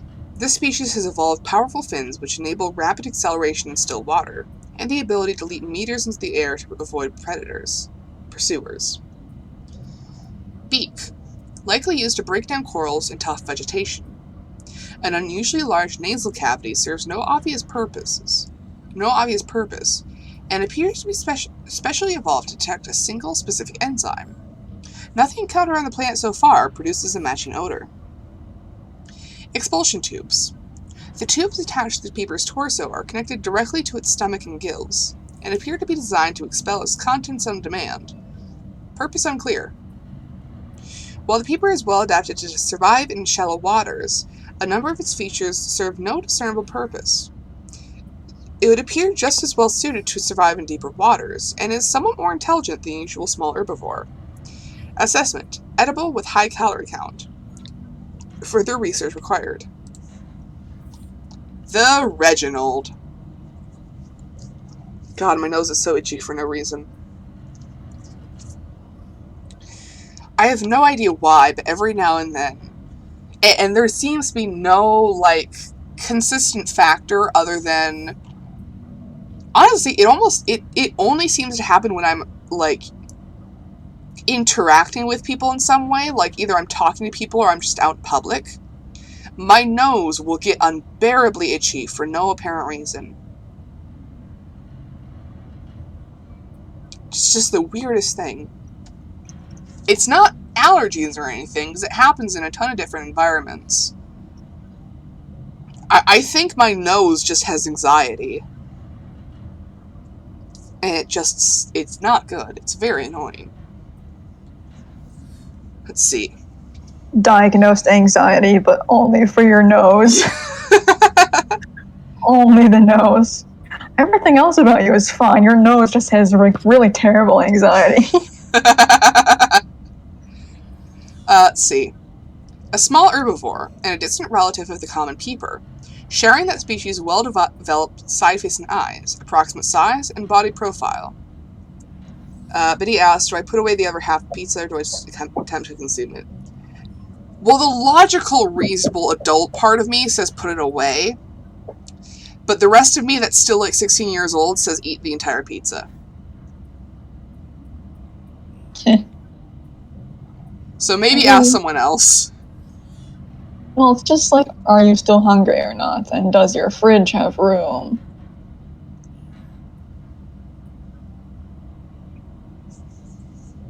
Biddy says I've eaten almost half already. Does your fridge have room? I hunger, but not for pizza. You might just be thirsty. Probably like get a fluid in you and then get back to see if you're hungry. Seek fluid intake. Exactly.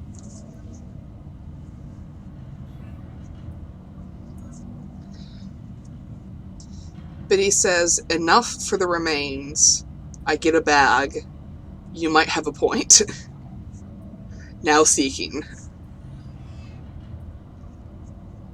Let's see. Continue on the Reginald. Coloration. Dull green coloration for deep water camouflage. Luminescent tail coloration, likely part of mating behavior. AKA the biology equivalent of probably for ritual purposes. It really is. We don't know what this does, and it doesn't seem to have any use, so it's probably used for them to get fucked. Diet. Filters algae and other plant material from the water via 4 gill-like forward-facing orifices. Assessment, edible, high calorie count.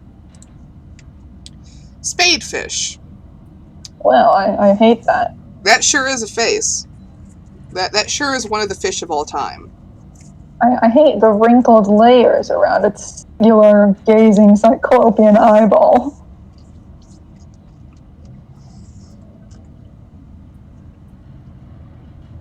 Spadefish. A medium-sized herbivore found in deeper waters. Single eye. Observed swimming near to the seabed from where it can keep its one eye on predators in the water above it. Mottled green coloration. Commonly encountered in plant-rich environments, the spadefish is well adapted to hide amongst the vegetation. Behavior.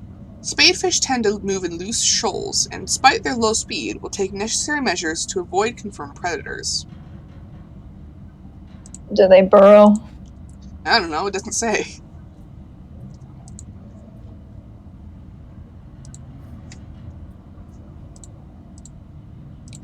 Scavengers and parasites.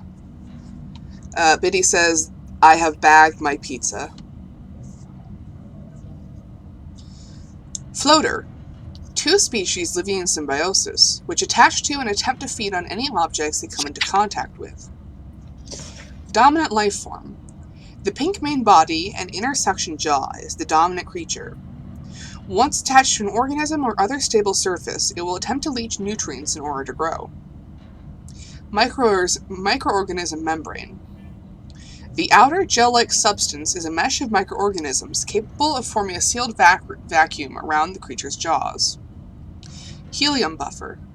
A thin layer of helium is stored within the outer membrane, providing buoyancy to the floater and anything it is attached to. Assessment. May aid in flotation of sunken objects.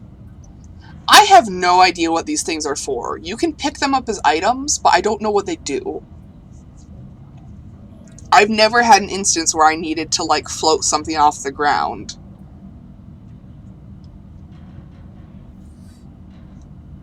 They're just kind of there, I guess. Probably for navigating wrecks. Could be. Shuttlebug. A common scavenger at the base of the food chain. Mouth parts. Small enough to be of little threat to most organisms. This creature is clearly adapted to feed on the waste products of the ecosystem around it. 3 mandibles. Used to orient themselves when drifting, and to filter through detritus on cave floors. 3 legs. High-strength muscles can propel the life form great distances throughout the water, as well as ambulating them across seafloor. Assessment. Necessary waste recycler. Presence may indicate nearby cave systems.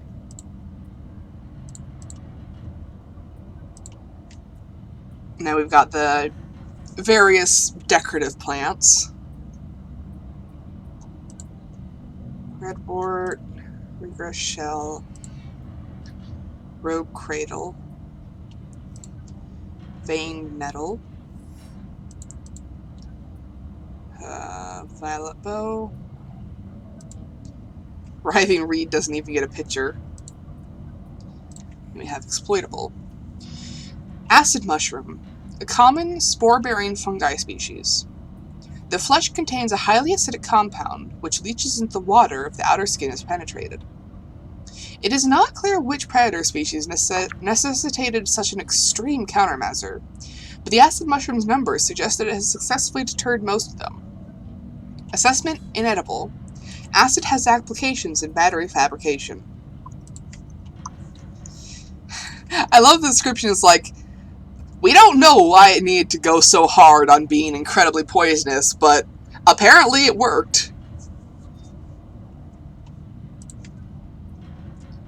Biddy says, wait, can you attach the floaters to predators, like leviathans?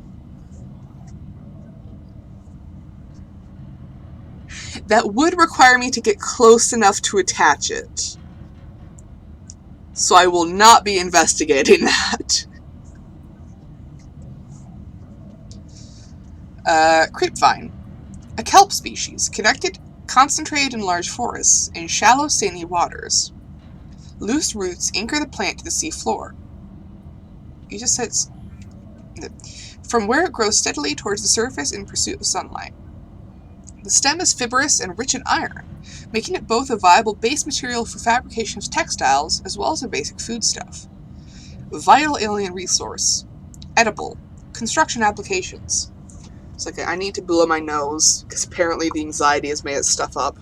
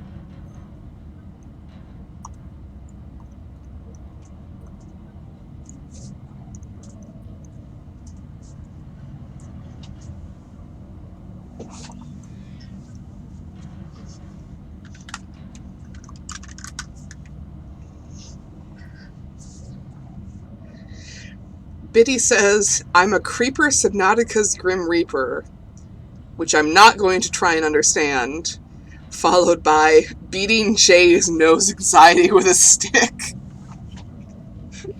Nose anxiety.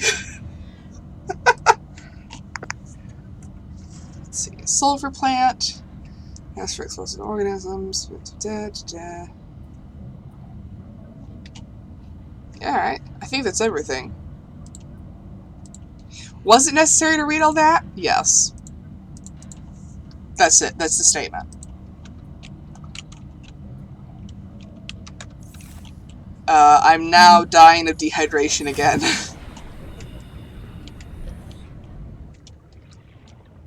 Citizens, I am once again dying of dehydration. Oh, the egg is still there. Imagine the Bernie Sanders meme. Yes. Seek fluid intake. Really? Is that so? Are you aware of what a dirt cup is? I am! The food? Yeah, that was my favorite food as a kid.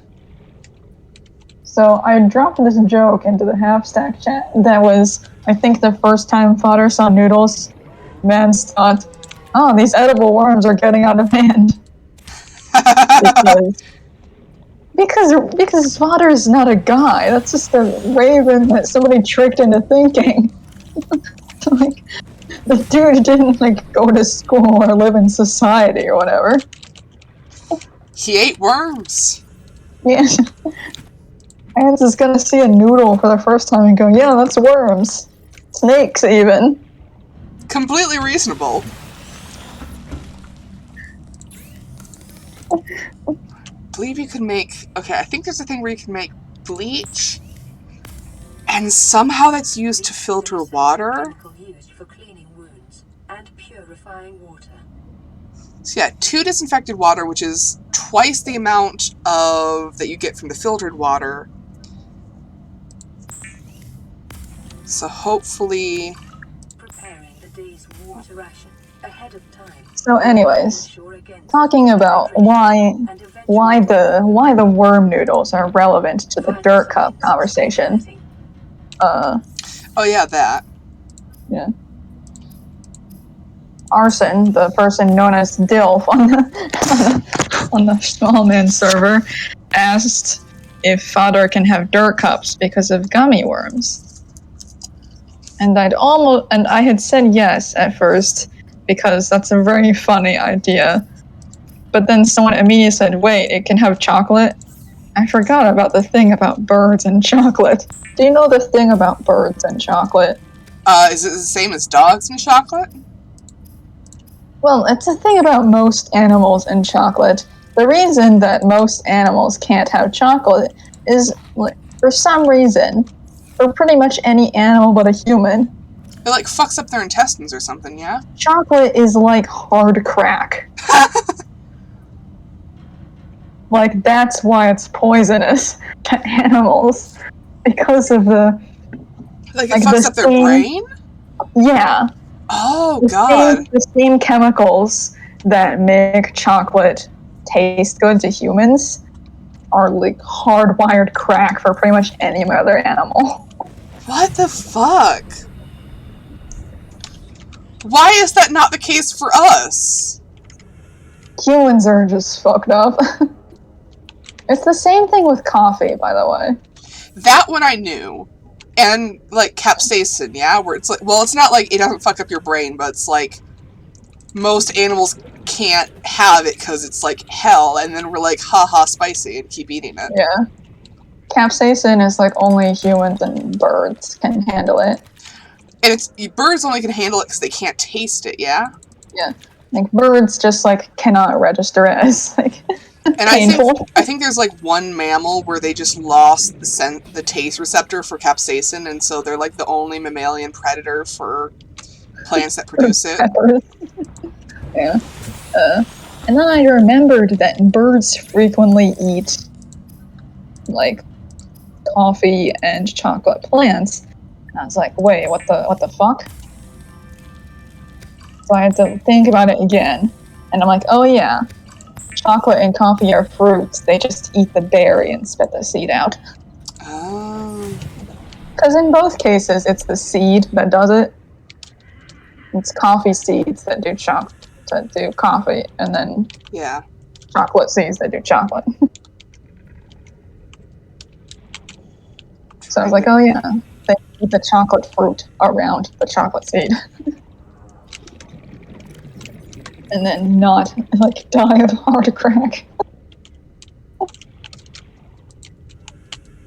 I don't know why I forgot this information, because this information is literally why I made chocolate give certain origins like hella nausea. Yeah. And does it like kill parrots in like base Minecraft? Yeah. Well, chocolate cookies kill parrots, I think. I don't know if you can feed them chocolate seeds. I don't know either. It's like specifically that since chocolate cookies are the only cookie in base Minecraft, you used to be able to feed parrots cookies because, you know, it's give Polly a cracker joke. Yeah. But then it was pointed out that, like, oh, that's a chocolate cookie, that's gonna kill a real parrot. So they're like, oh, we don't want a kid accidentally, like, looking at Minecraft and trying to feed a real parrot chocolate. Because they would. Yeah, because Minecraft said it was okay. So they removed that feature and made it so that chocolate cookies kill them. God. Can you imagine playing the game and not hearing that update and just, like, going about your day and your parrot fucking dies for no reason? Oh, it's horrible. Oh, apparently the factoid chocolate is like hard crack for birds was not common knowledge for several people in the hot section. I'm giving Kieran these like grand revelations in chat. I mean, I didn't know that.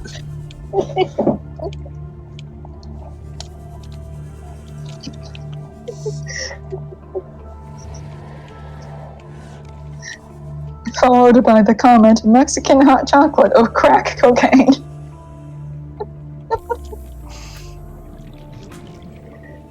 Yeah, alright. I guess that's where chat's going tonight. No soup, no more soup today. Well, this is in a different channel of Oh, the it's a different channel. Snally was still talking about soup last I checked. Soup Alley. Seconds, be advised. A common complication for Snally, Soup Alley. orientation, followed by eventual asphyxiation.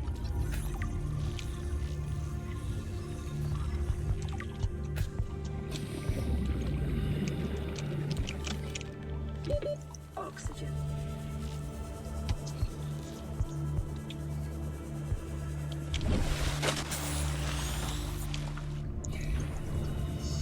Oh, I'm just now looking at the chat. Sorry.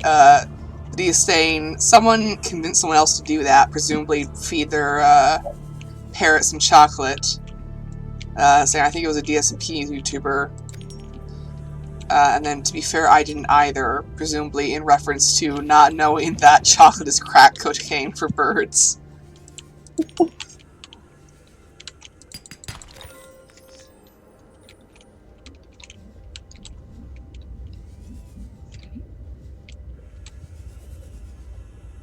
Oh god, do you see what I'm looking at right now? That's 5 different crash fish nests right there. 30 seconds. Oh, that bodes so horribly for your I'm impending gonna- survival. Back away and find And another way probably- out of this cave.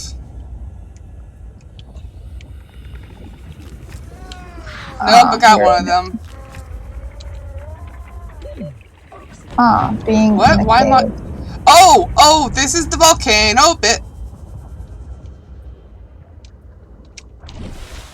So there's an underwater volcano in this area.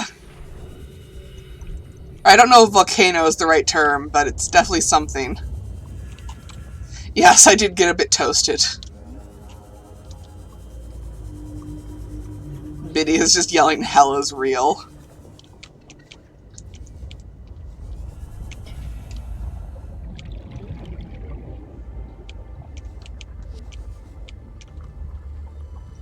Oh, hello, what are you? It's an eye.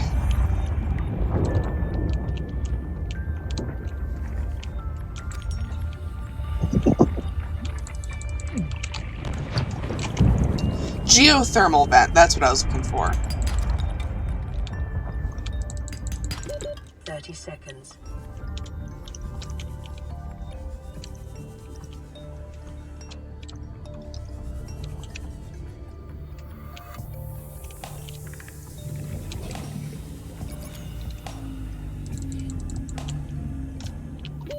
Oxygen. Uh-oh. Biddy asked, do we just eat the eyes of these? Because, like, there's not much else.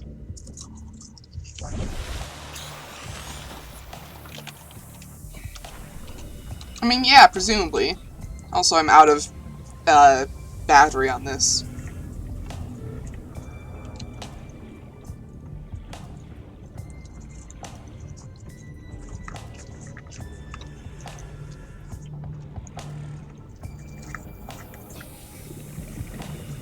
So now we have to slowly swim back and build another battery.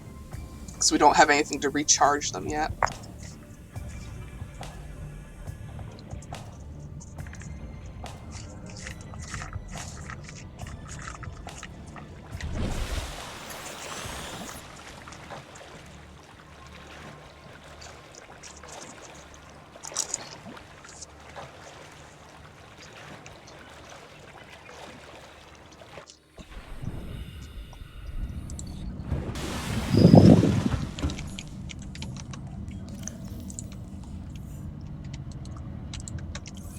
Do I already have that egg?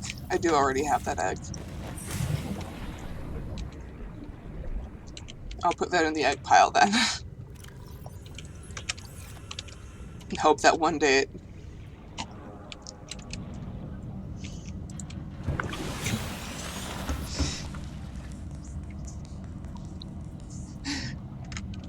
Biddy says, Creepertonic partner, how much do I water this cactus? Me, why do you think I know?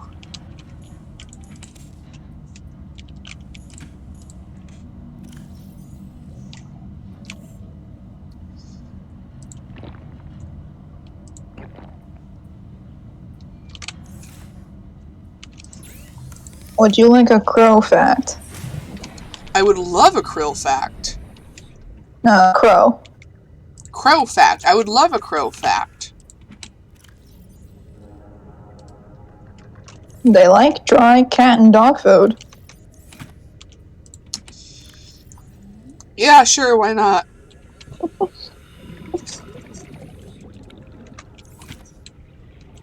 I don't know why they do, but they do.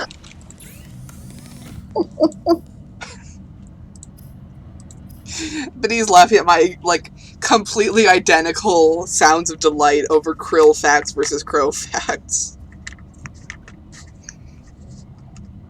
They're equally valid animals.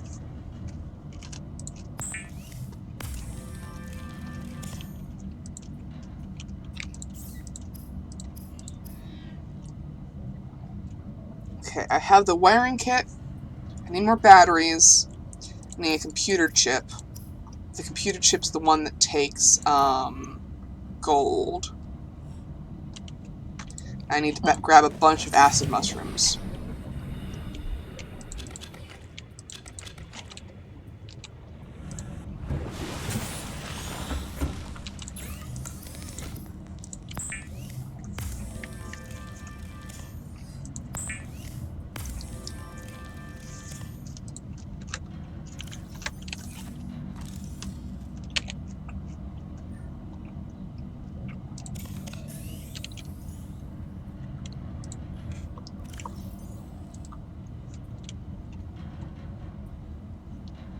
I have 1 gold. I just need 2.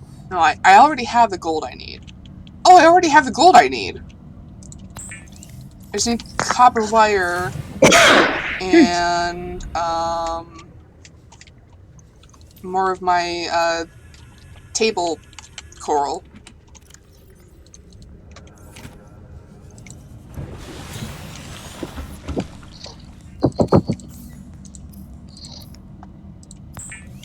Computer chip. Habitat builder! Acquired. The builder, too, is designed to construct habitats capable of withstanding extreme environmental conditions.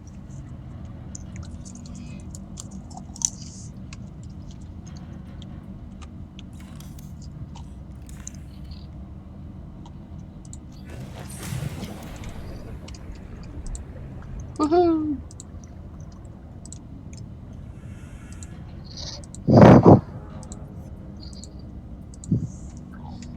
So now we can start on our very shitty first base.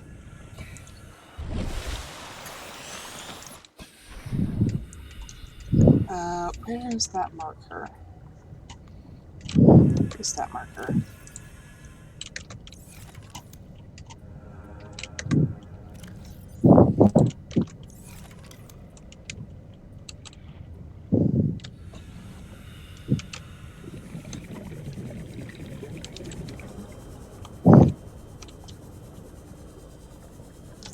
I want to build the habitat like right between the shallows and the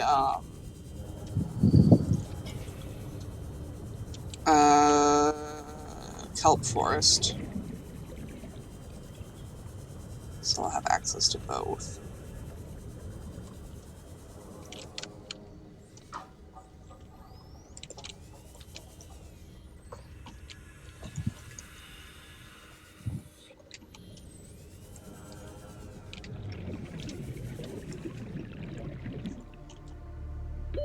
Oxygen.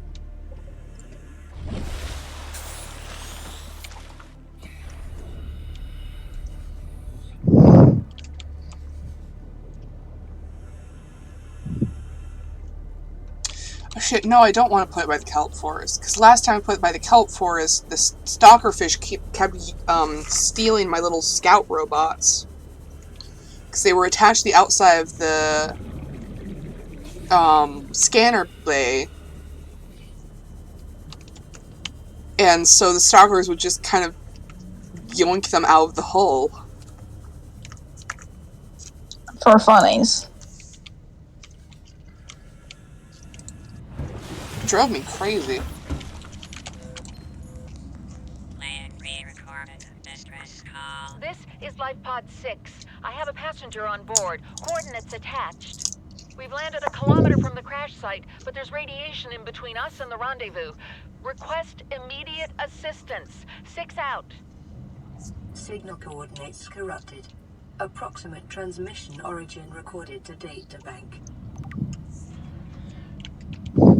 Yeah, it's gonna be a while before we get to that one, because we need a radiation suit first.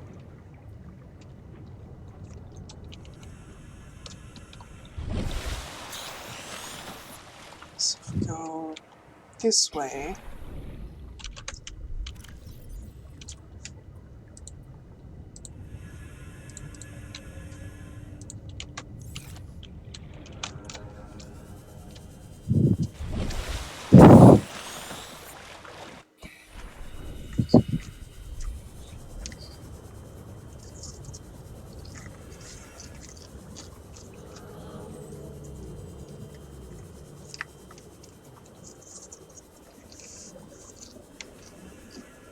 Update on the chocolate is hard crack for most animals thing.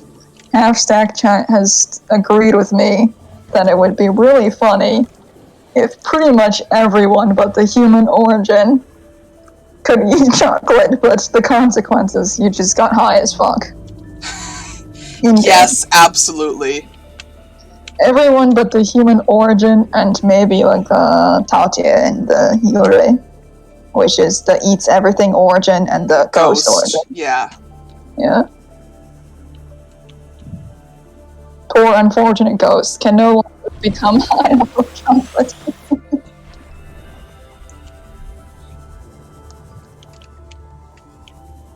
Maybe revenants? I don't know. Aren't they also ghosts? Yeah. Because I imagine many of the revenants would be like human ones. So they might also not get to be high off of chocolate.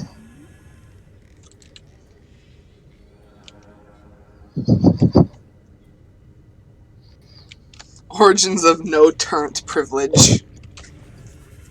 Says Pity. New universal food, chocolate, but it poisons the ever-loving fuck out of everyone but 3 guys.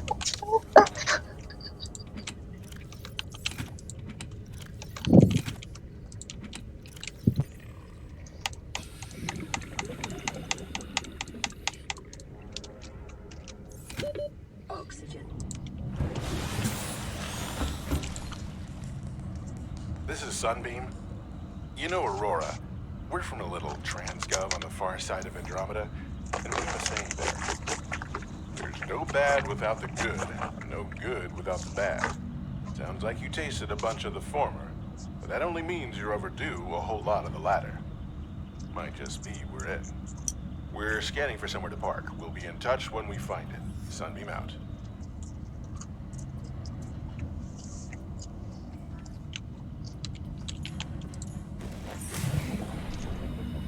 Also, Biddy, no spoilers for Anor.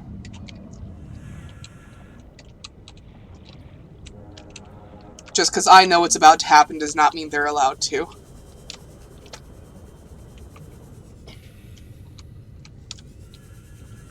We've already played a Subnautica game. I am aware of some things here.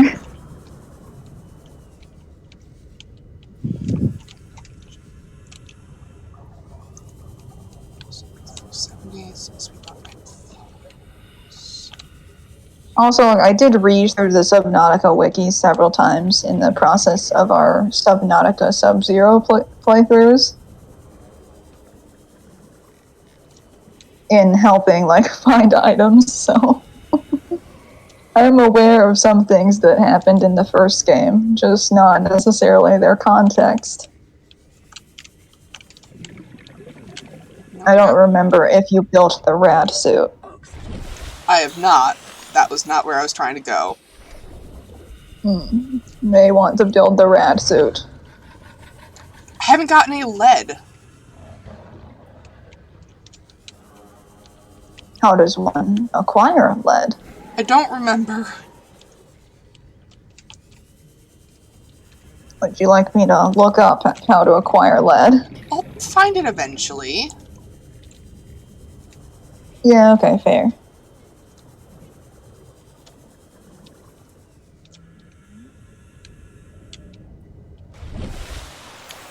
Oh, Biddy says sandstone chunk.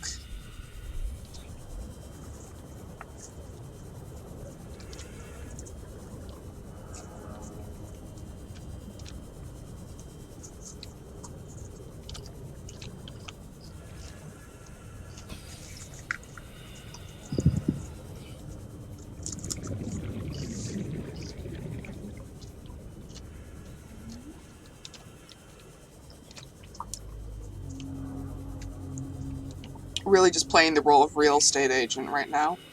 Trying to find a good location to build his house.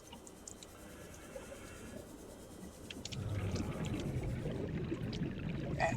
I think that's more of like a land surveyor. Shush. Real estate agents sell you a house that's already been built. Let me have my jokes. Noises. Yeah. Oh. Hey, look, lead.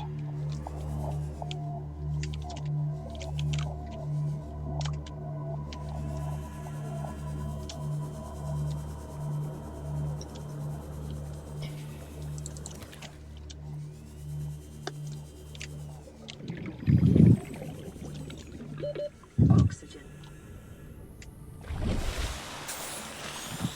Dang it.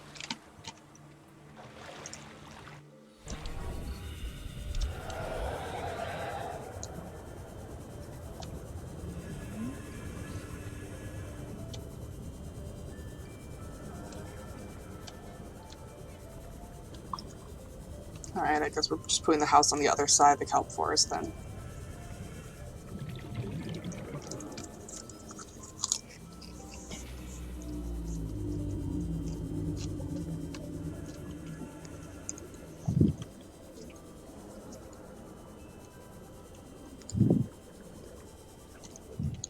Well, to be honest, I don't really use the little scout robots that much. 30 seconds.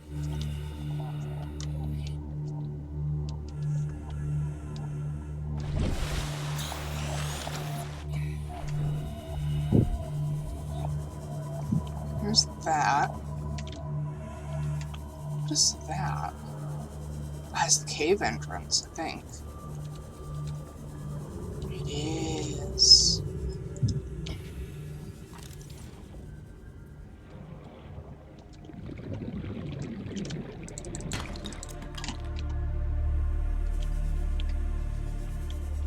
Passing 100 meters. Oxygen efficiency decreased.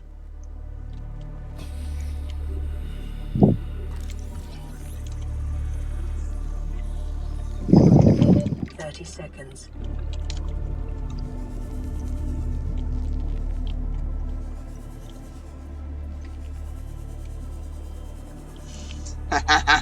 Check that out. Purple. Very purple. Oh fuck, oh fuck. Oh dear. Dang it.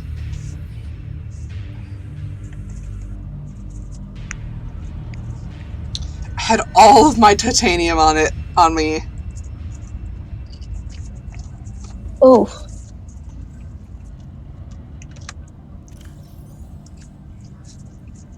I had more lead than that.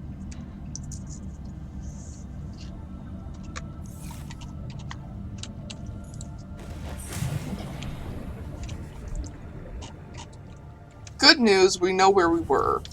Bad news, it was right above a cave system. And your stuff just kind of falls. Not like as a single packet or gravestone, it's like you just drop all your stuff individually. Just scattered throughout the earth. Yep. A mockery of your missing corpse. If you like.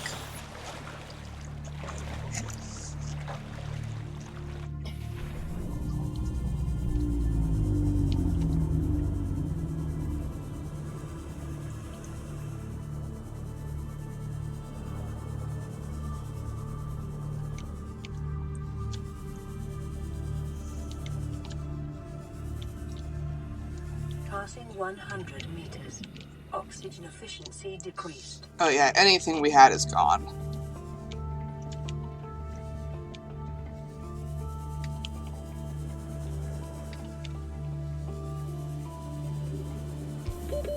Huzzah.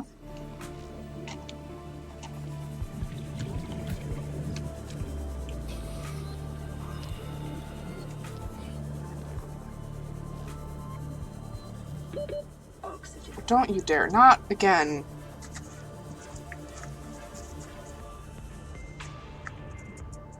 There we go.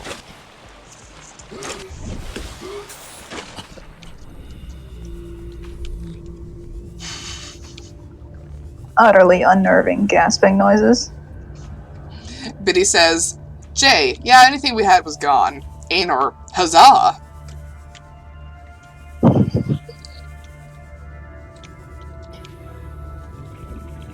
Is that red marker the crash thing, yeah. Oh, I was gonna ask if that was where your previous corpse was. No.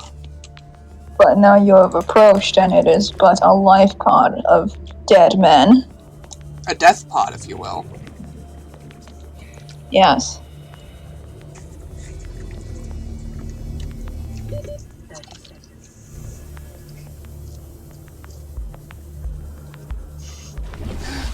Biddy says a death pod. You know, as one does. Alright, I want to see if I can refine that geothermal vent. Because that would actually be a fantastic place to set up shop, because then I can set up a thermal reactor.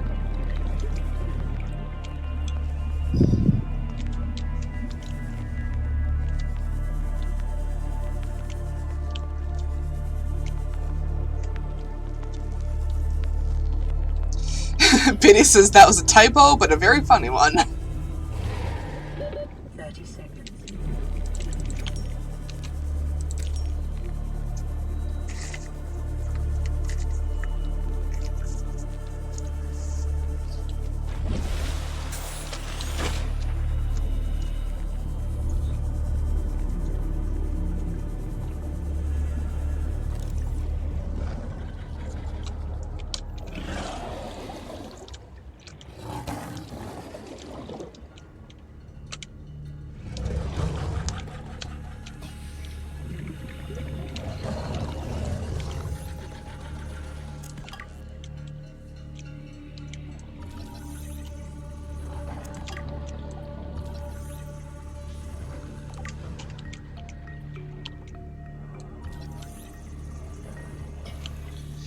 Biddy says I have many things to do in zero temperature. New blueprint acquired. 30 seconds. What does temperature have to do?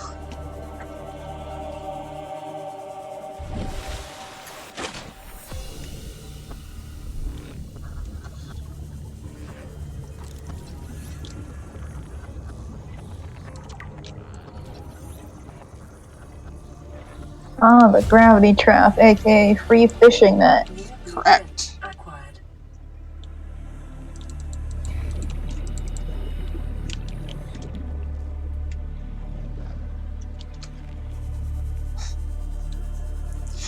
Biddy says I am cold and do not wish to go do thing. Followed by, in all caps, grav trap beloved.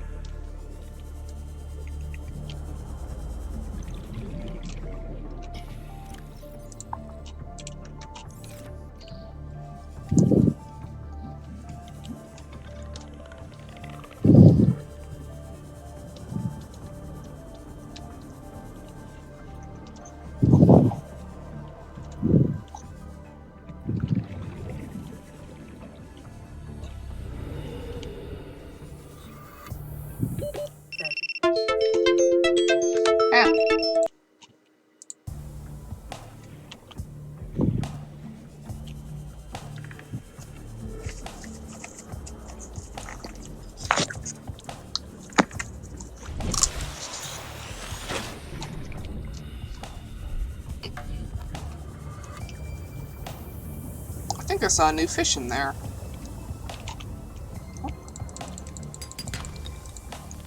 Inventory full! No! Drop one of the titanium. Oh, scary monster noise.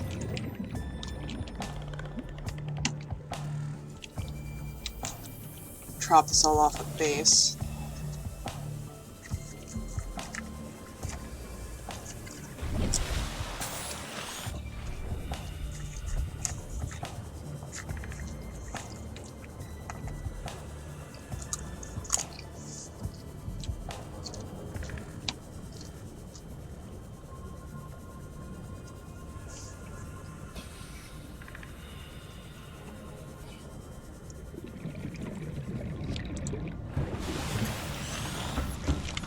But he says, nah, it's just a stalker fish. Once you hear the others, a stalker is no longer concerning in the slightest.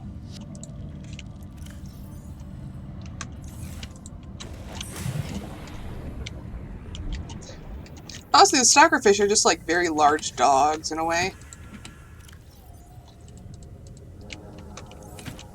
Just like normal sharks. Yeah.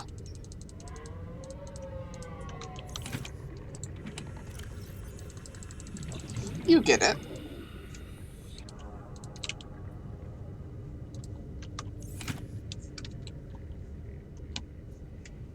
I do need a bit of titanium. Is that...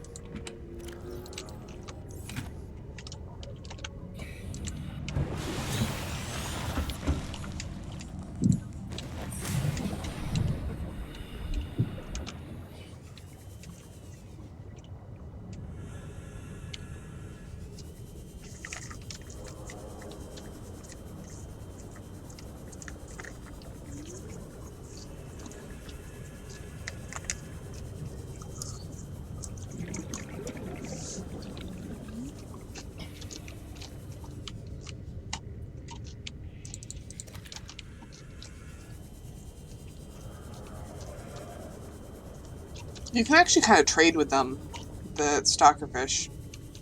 If you have fish in your hand and let them eat it, they'll bring pieces of metal to you. Huh. 30 seconds. The delicate stalkerfish economy.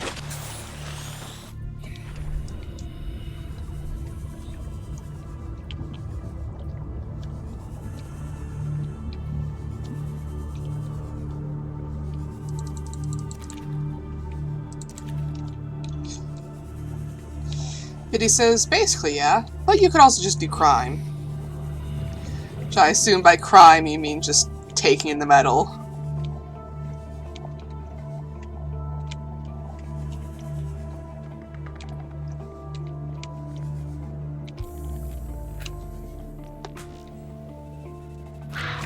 Heck, Are these purple things plants or animals? no idea.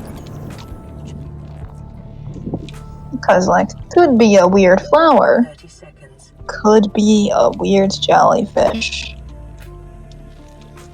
Can't honestly say.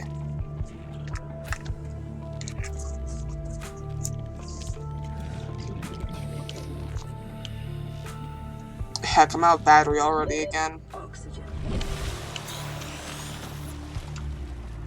Dang it. Where's my... There it is.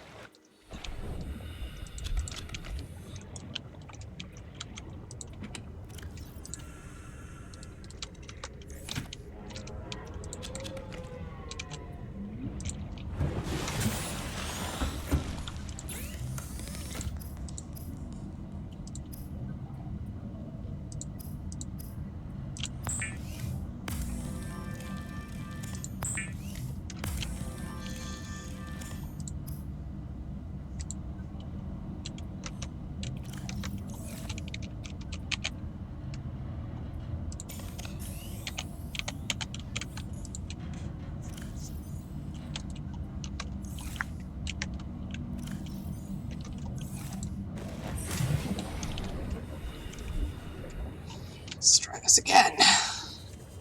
I swear there's a hydrothermal vent around here.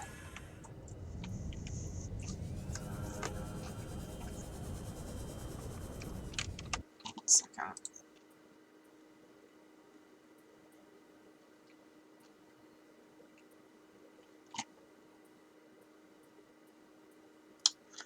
Huh. So I just realized that none of the mods I put in are working at all. So one of them was supposed to give me more quick slots. And I'm only just noticing that I clearly don't have more quick slots. But also I'm far enough in that I don't want to, like, start over again. Mm-hmm. So I guess I'll just suffer.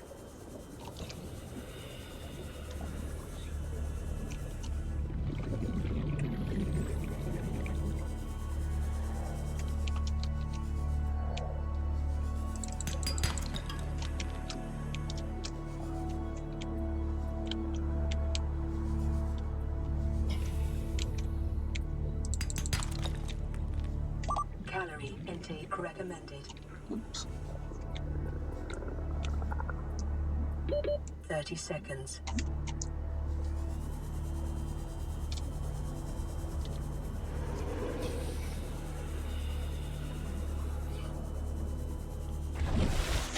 Biddy says, please imagine a worm on a string. Is there any purpose to that, or do you want us to just think of worms on strings?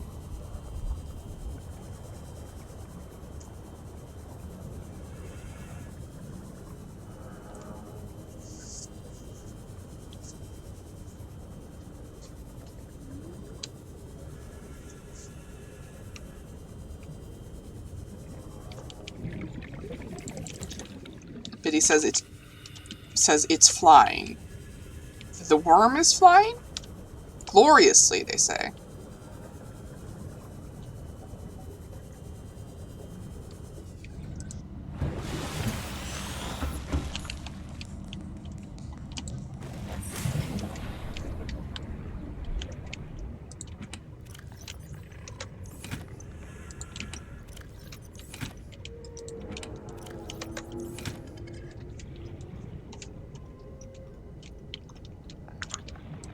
Egg.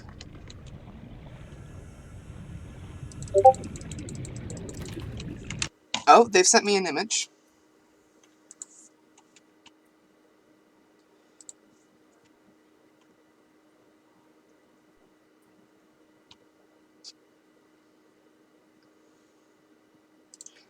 Biddy, please send this to Anor immediately. What is about to be subjected to my tender eyes? Oh, you know.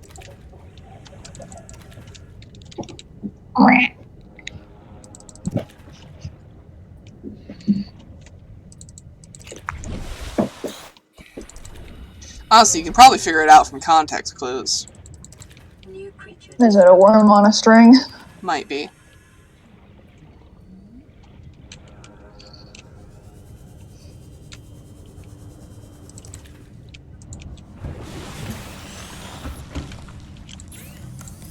Oh, I've seen that comic before. It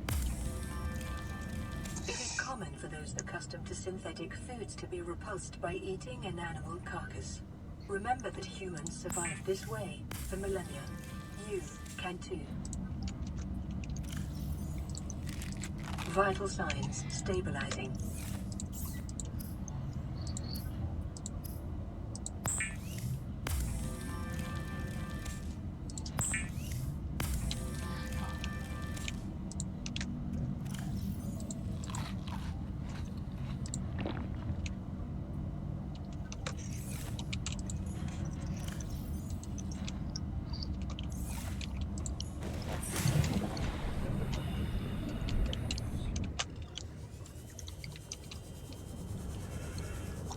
I'm once again searching for this freaking hydrothermal vent. And I'm wondering at this point if it was just a figment of my imagination.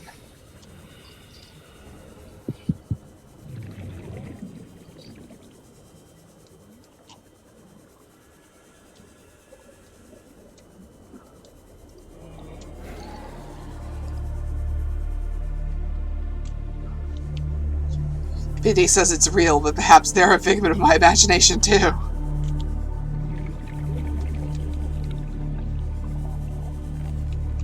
Yeah, Well. where it was is a completely different question.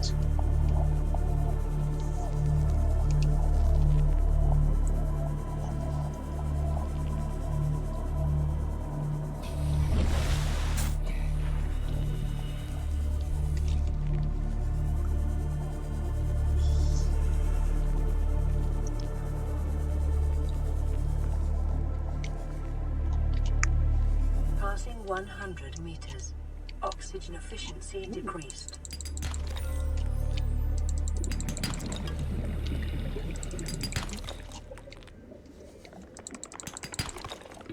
30 seconds.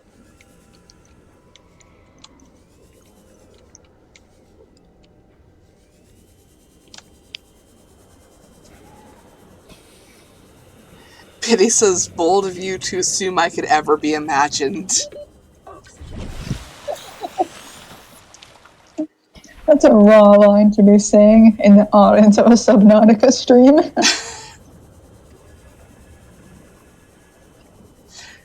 That sure is an energy. I don't know what kind of energy that is, but it is one of them.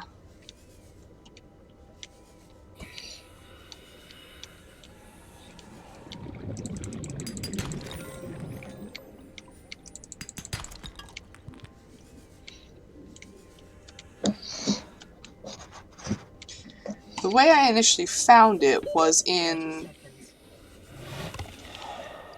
like a tunnel system like this, and then I came out and I was on fire.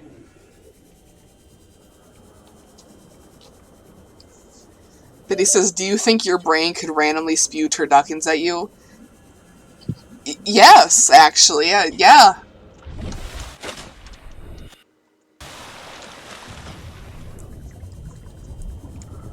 Like, that sounds very reasonable.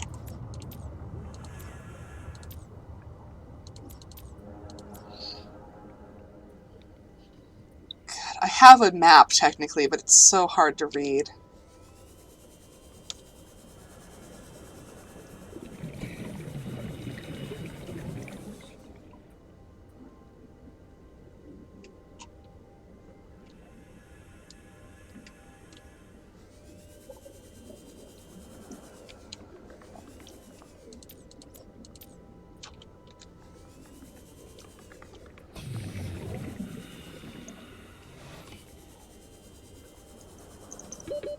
Seconds. Also takes up a good chunk of my vision.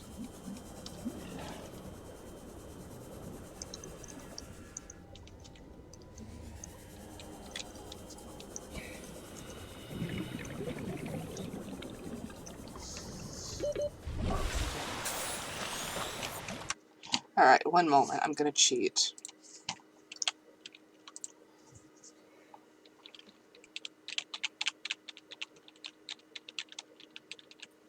Because the location of the hydrothermal vents doesn't change, I think.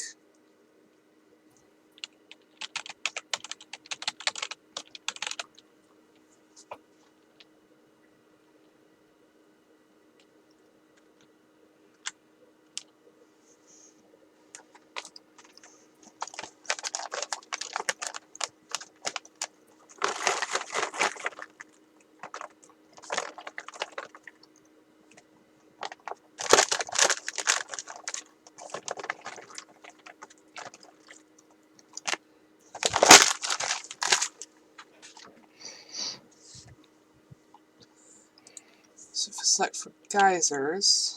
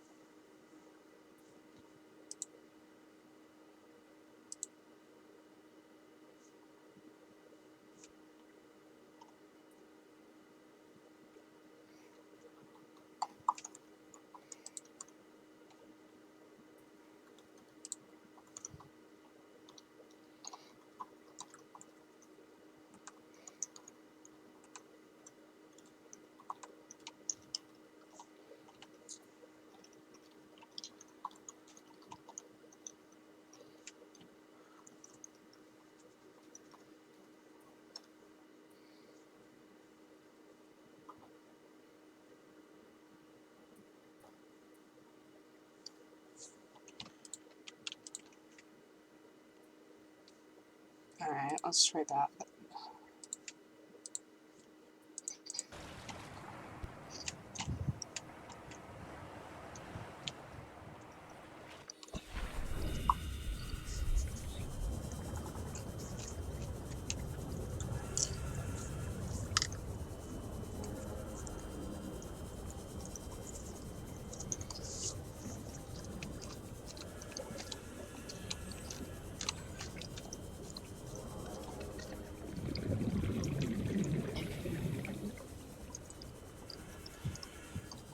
So if we go here, and then go this way,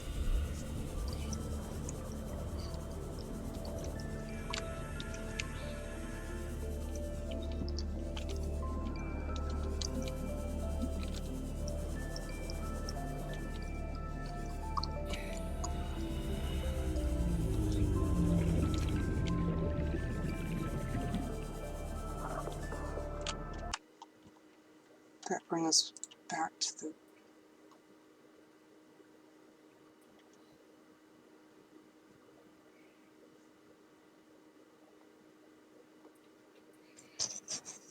No, I went the wrong way.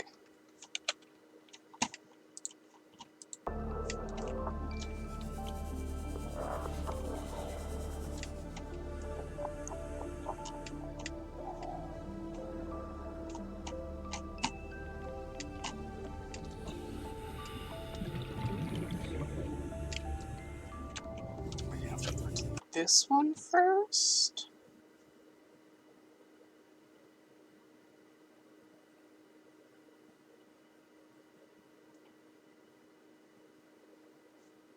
No, it has to be Grassy Plateau.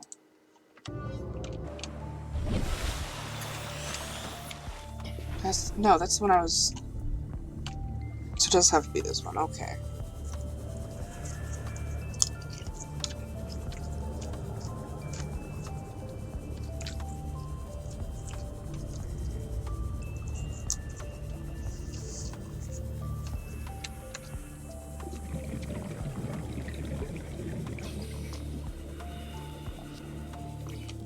It's a bit eerie to see at night.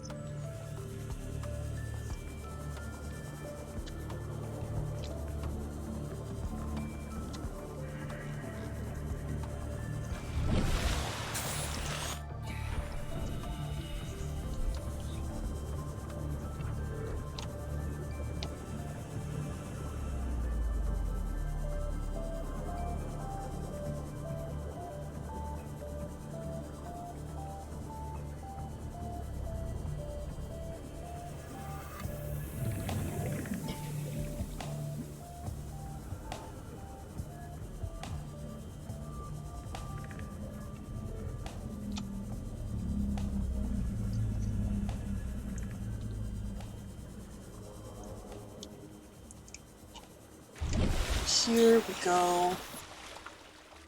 Moonbig. Moonbig.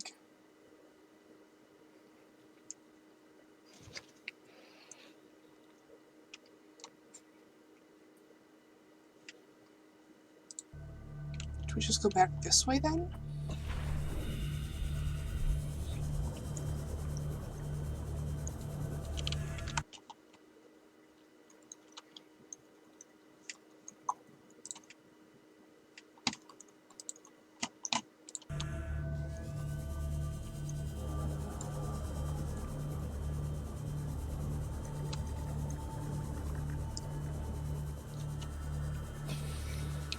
And I just want to build a base with thermal power.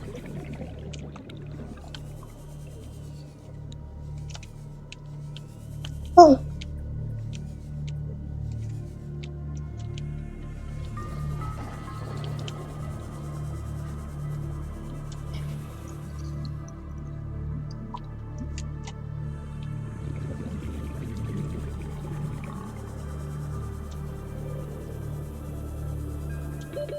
Seconds.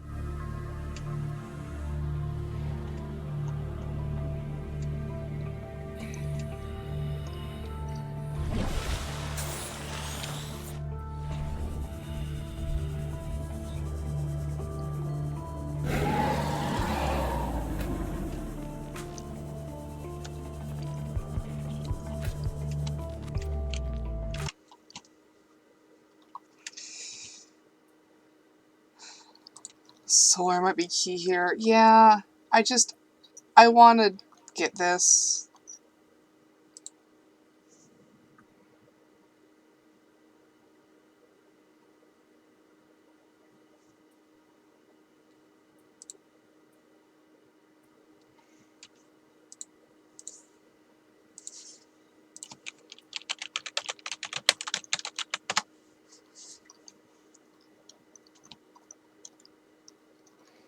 I know at this point I'm just being stubborn.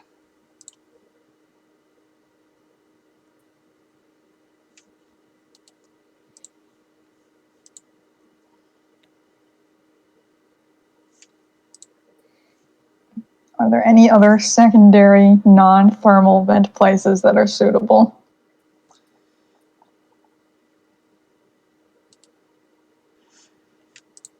Yeah. Yeah, you may have to settle for that.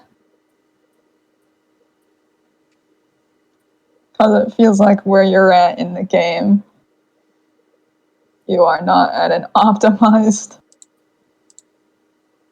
setup to be looking for thermal vents. Yeah. I just have to decide where the heck I want to put this then.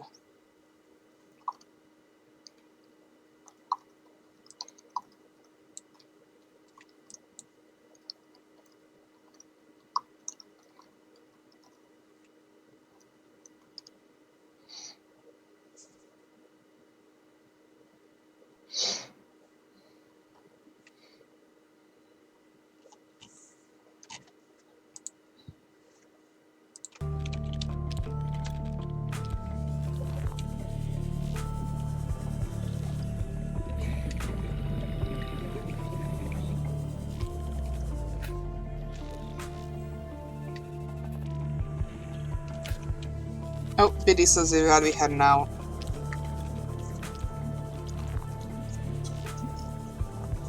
See ya, Biddy.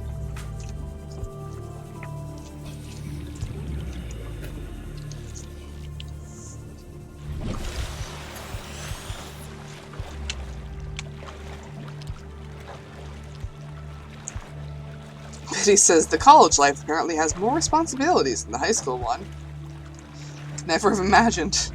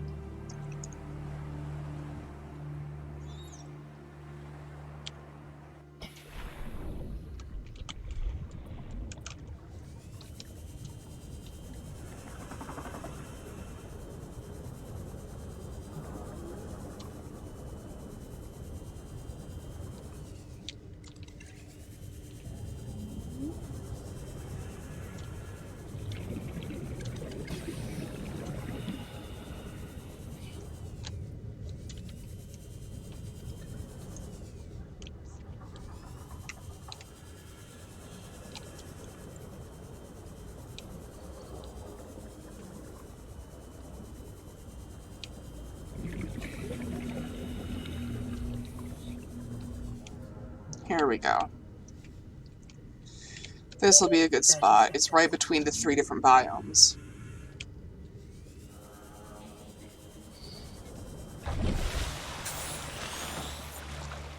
That is very convenient.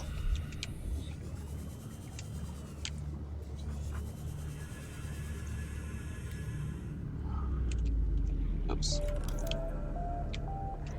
We also need to build it in such a way that you can get into it, but there's an area underneath it, so that when we build the moon base, we can, like, get our Seamoth underneath there.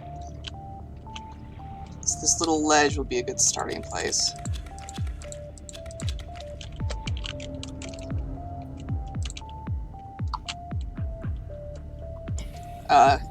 There we go.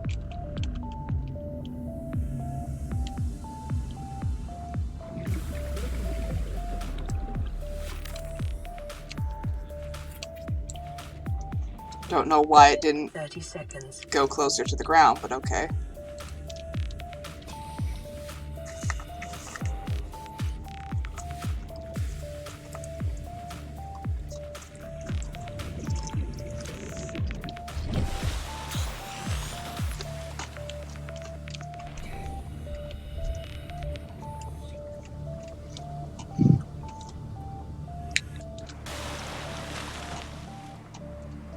Alright. 350 meters away from base, heading towards the stern of the ship.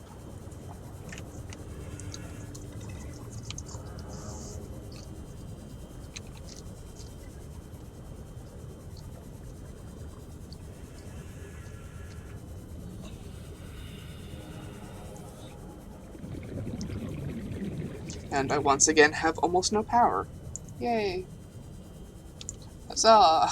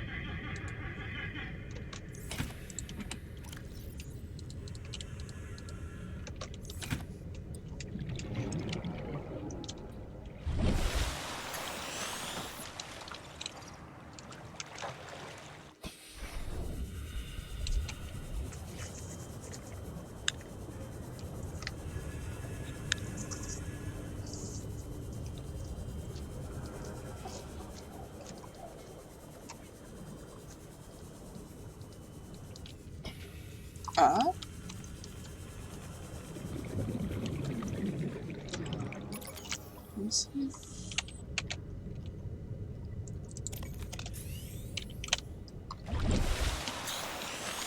So it's more this way?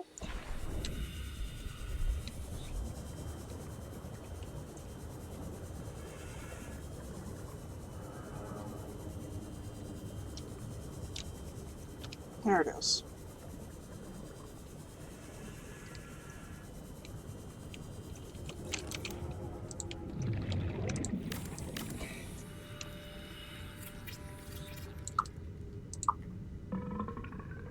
More quartz and more copper ore. Which I don't think I actually have. Quartz I have, so I don't know about the copper ore.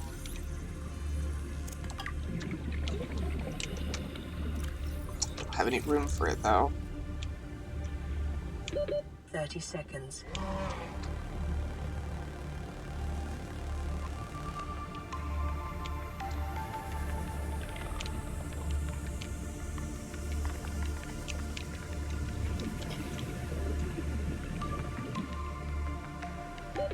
Oxygen.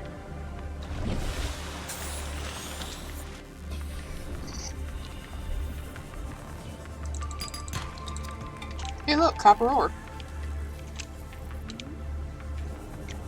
So the thing I need Nice. for it? Quartz.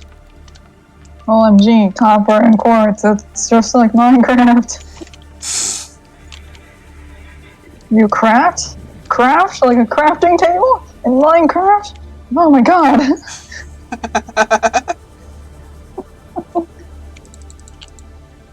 Inventory full.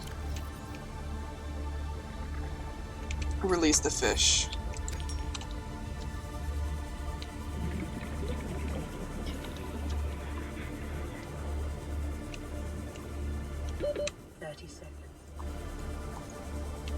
Then once I put this on here,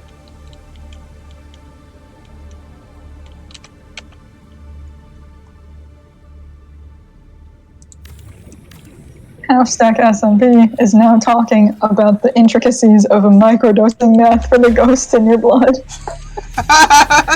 Laventon, is that you? Power restored. All primary systems online.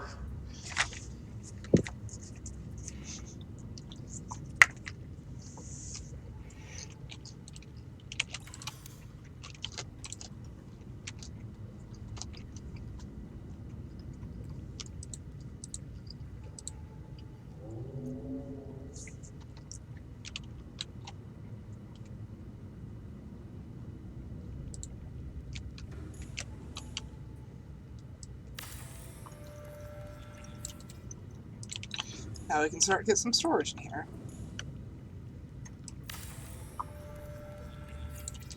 It will be very cramped starting out.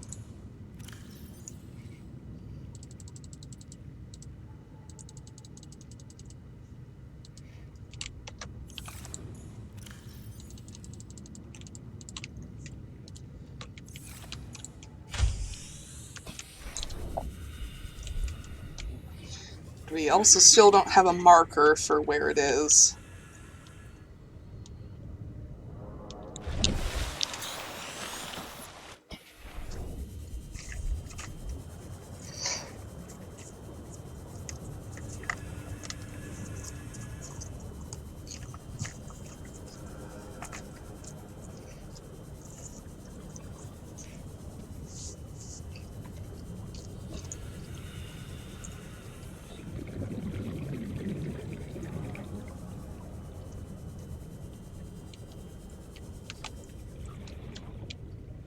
But now we can switch over from these things and start having, like, actual storage. That isn't, just floating boxes.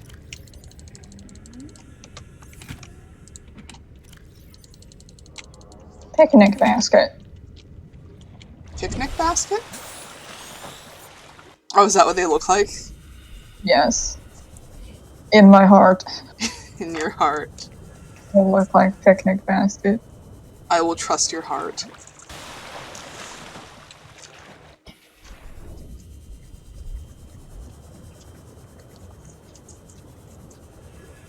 Oh, got an email.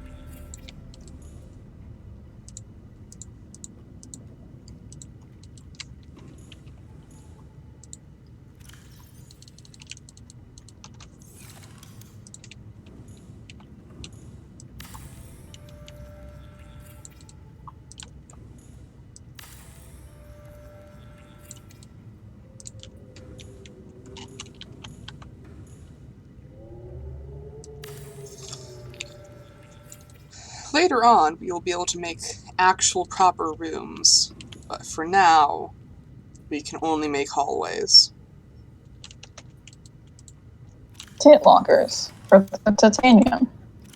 Yes. Seek fluid intake. Vital signs stabilizing.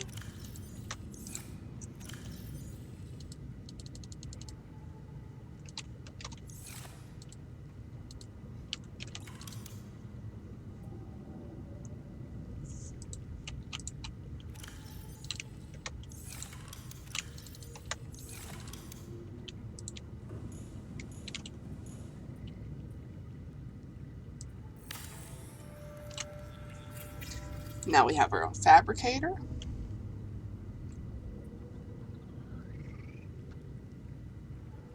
Let's see. Some copper ore.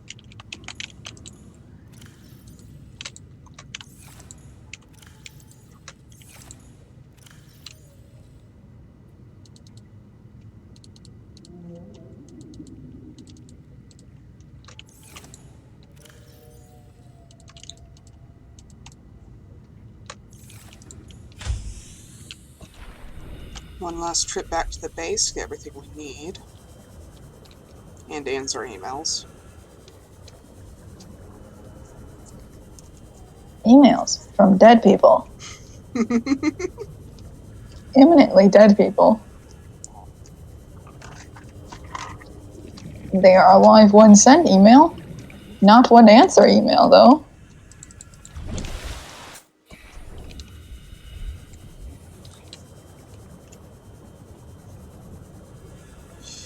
Do you ever think about how the online accounts of people outlive the people themselves? Kinda fucked up. Aurora, we're They approaching have the planet specific. now. We have a landing They site have for you guys. specific services Well, it's better than the for that, alternatives. actually. We've sent you the coordinates. It'll take us a couple of days to align our orbit. Should be able to establish direct contact with you during that time. Then we're coming in to get you.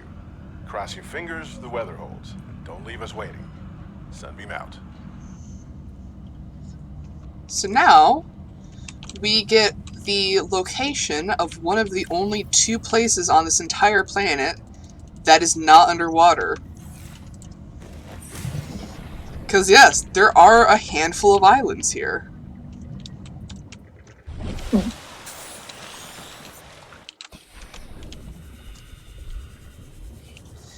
If I recall correctly, one of them is an actual island. The other one is a bunch of rocks held up by the world's largest floater. You know, for funnies. For funnies. Yeah, no, I do know about the, like, Facebook accounts that are basically, like, memorials for the people. Which I think is very cool and a good way of handling that. But in general, it's just kind of interesting, I think.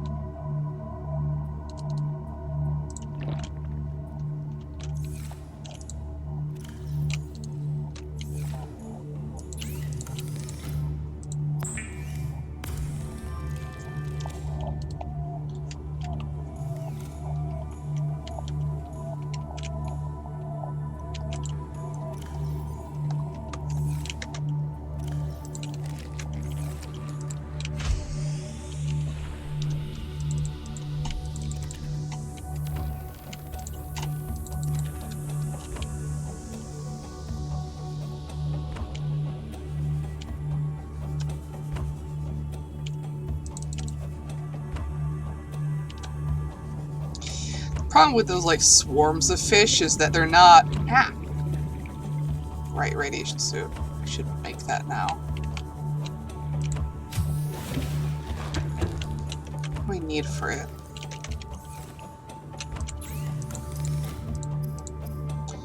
Fiber mesh and lead. That's not bad.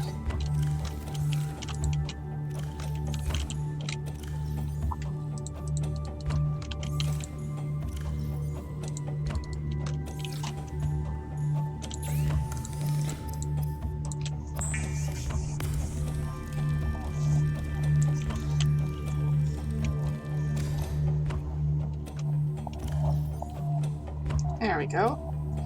Radiation suit, radiation helmet, radiation gloves.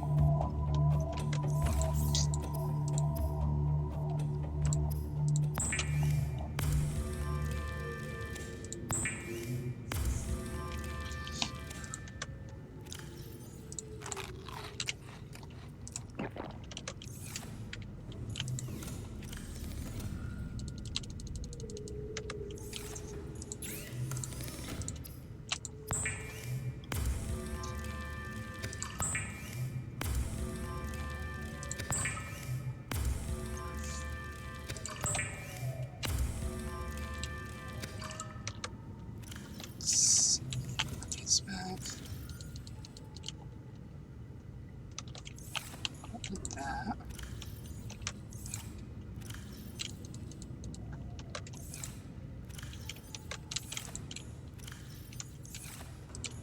Alright, let's go explore an island.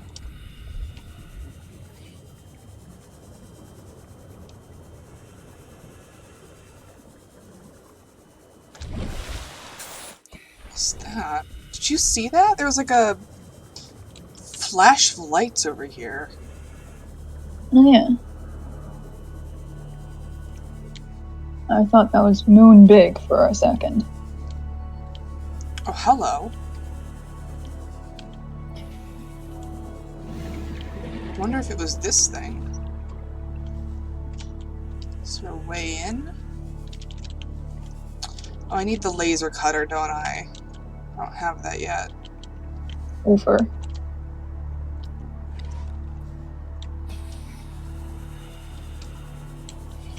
Probably scanned the fish. Been seeing them a bunch, I just never really bothered to scan them.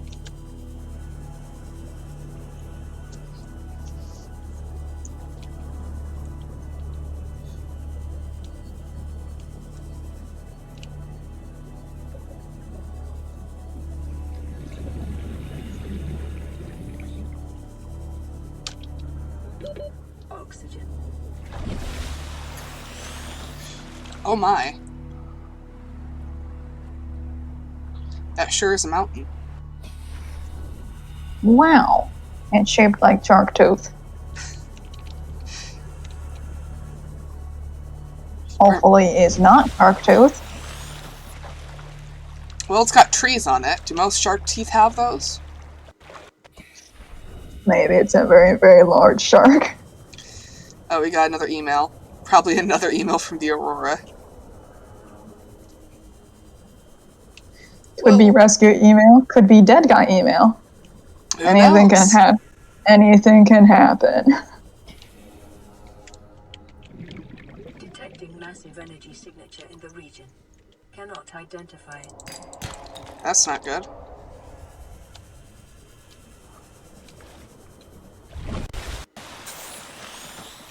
Oh, hey, maybe it's that. Maybe that's the massive, energy signature you're getting. Just a hunch.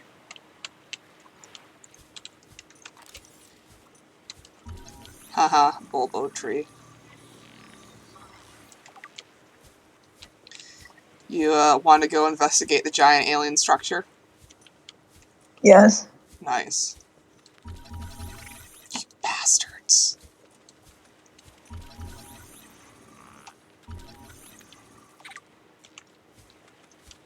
These things are thankfully too small to trigger my fear of crustaceans. They're just enough to be really fucking annoying. I can hear them chittering away.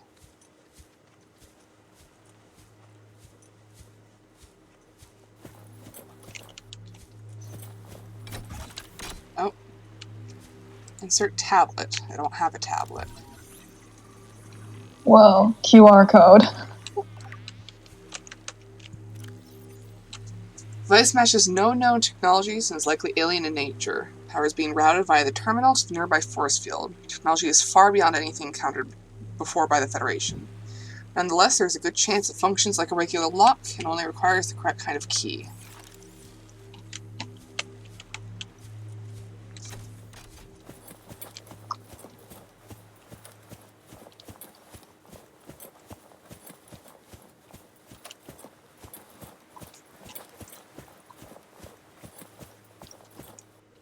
Maybe like this one.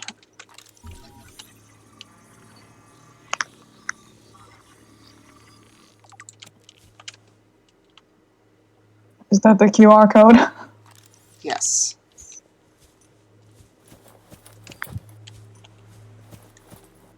Oh, there was another one just over here. Oh no, this is a broken one.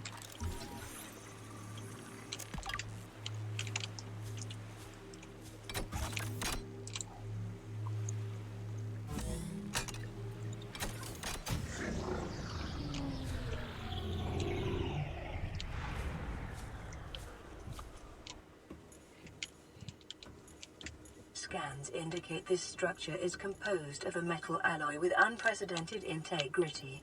No match is found in database. Performing structural analysis.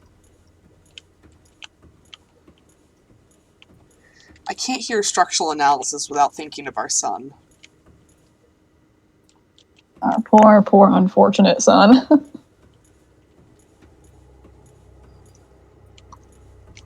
No, viewers, I will not be elaborating.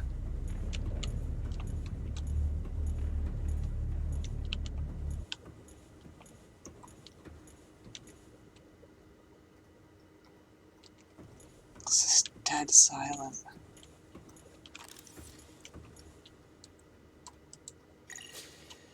Unknown language. Attempting translation.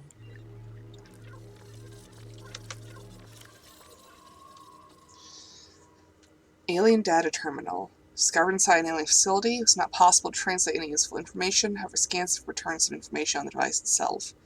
It's likely a solid-state computer, although there is no way to interface with it. An approach began producing a low-frequency radio wave containing complex but recognizable data patterns. It is likely this alien species which designed this technology evolved or genetically selected sensory apparatus to hear and understand the information being broadcast by the device and to communicate back. The mental processing power required to perform this kind of telepathy would imply that designers were considerably more psychologically evolved than the common human. Assessment, further research required.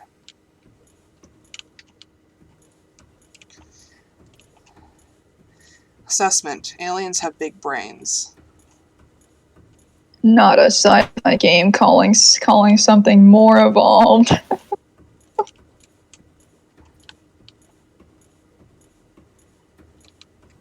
I didn't think of it that way, and now that you're saying that, I hate it so much.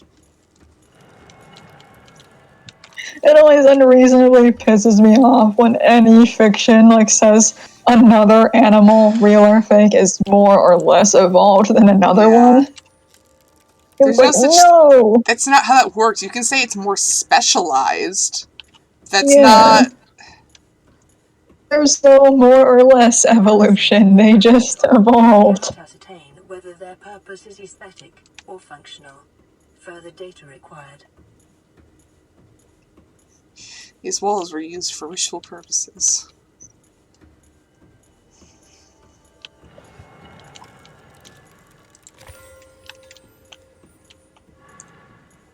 If I didn't know for a fact that it was fine, I'd be very suspicious about picking up these weird power cubes. Unknown language. Attempting translation. Enforcement platform schematic. Status set appears to be a multi-dimensional schematic of some kind. By mapping the pattern to three-dimensional space, it is possible to gather a basic understanding of this facility's internal workings. Construction material. The facility's unknown construction material is identified as an ultra-hard, non-reactive metal amalgam, synthesized from off-world materials. There is no indication it can be damaged or destroyed by available means. Power. The schematic indicates the facility was to be powered by a separate, self-sustained power plant, located elsewhere on the planet. The location is not listed, but there is evidence that the designers intended to harness the planet's natural thermal energy. Layout. The facility consists of the upper engineering section, where the schematic was found, and the control room, which is accessed via a security-sealed elevator shaft or a separate underwater moon pool. Control. The control room in the lower section houses the only known way to interface with the facility. However, the schematic does not detail the operation procedure or install security measures.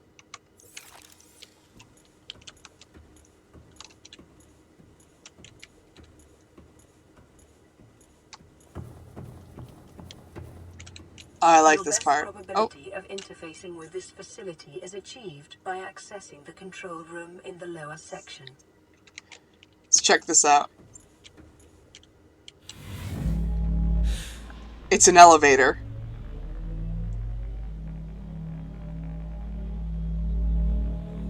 Oh boy.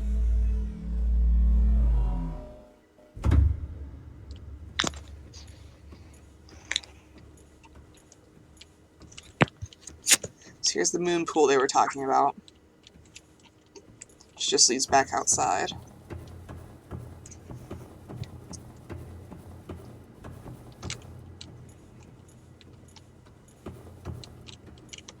I'll turn these off for the time being.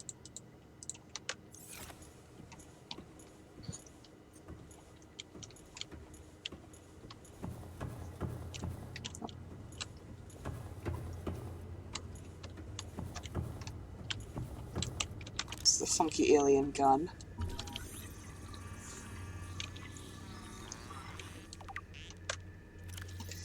Strong resemblance to human weaponry and form, this design must have been designed with a humanoid user in mind.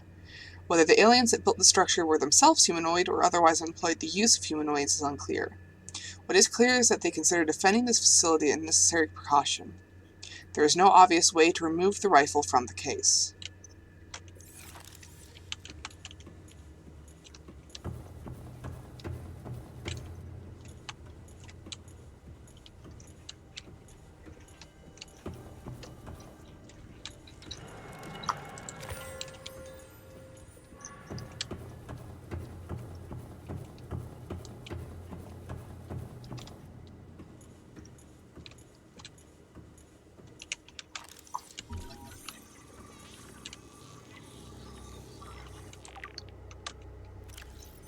Alien Arch. The structure's intended purpose is unclear. Theories on function. Ceremonial or religious role. Industrial applications.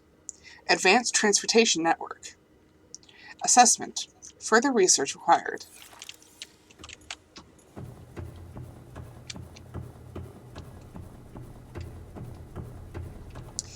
They really did just say this could be for ritual purposes, huh? To be fair, at least they didn't say it's definitely for that. It was just, that could be one of the uses. Another purple tablet.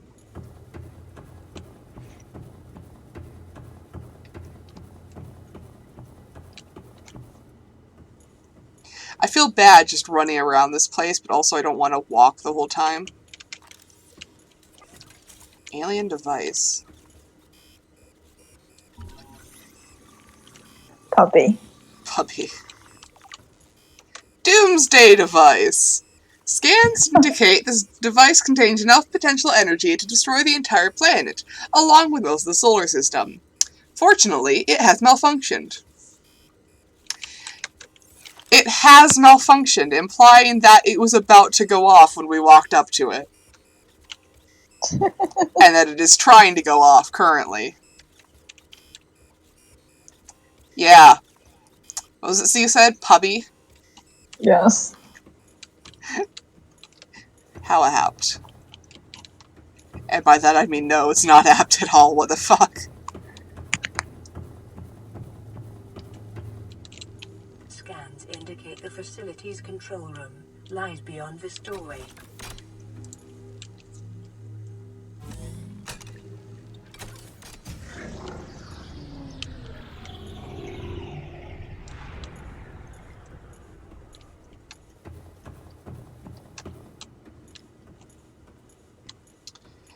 Just a warning, this next scene gets a bit,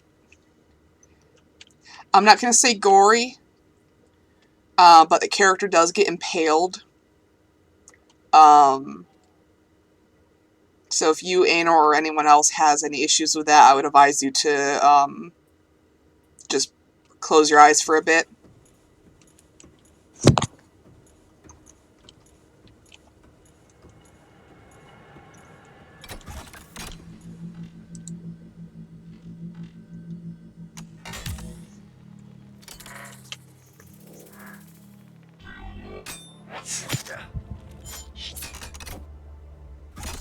Alright. Stabbing has been completed. The control panel Booster is shot. broadcasting a message. Translation reads, "Warning, infected individuals may not disable the weapon. This planet is under quarantine." Did you hear that? Infected individuals cannot disable the weapon. This planet is under quarantine. Downloading summary to databank.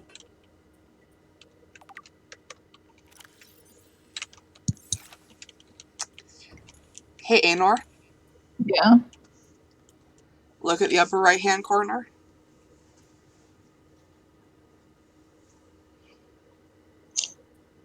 What about it? This planet is under quarantine. Oh boy. Surely nothing will happen if the quarantine is broken. This alien facility locations intercepted background data regarding further alien facilities elsewhere on the planet, include a disease research facility. The objective of synthesizing an antidote for highly infectious bacterium designated Kara. Thermal power facility. Fun. In the event of an outbreak, quarantine procedures will be automatically enforced with immediate effect. The quarantine enforcement platform will target all incoming and outgoing craft to prevent the spread of infection off-world. The Sunbeam will arrive in 20 minutes. Oh boy. They're gonna die. They're gonna die, and we have no way of stopping them or warning them. We cannot send radio signals out, we can only receive them.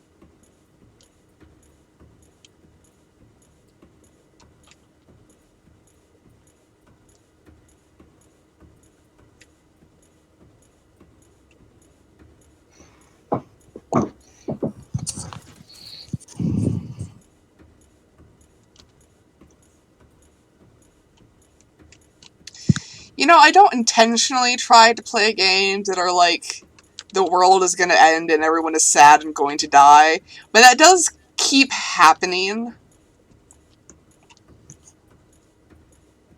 Games just be getting existential these days. They really do.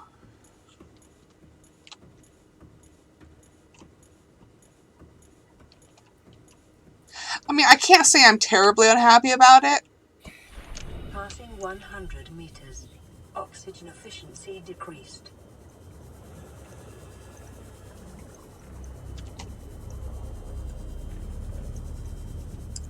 Whole structure over here with what appears to be another, like, gate thing.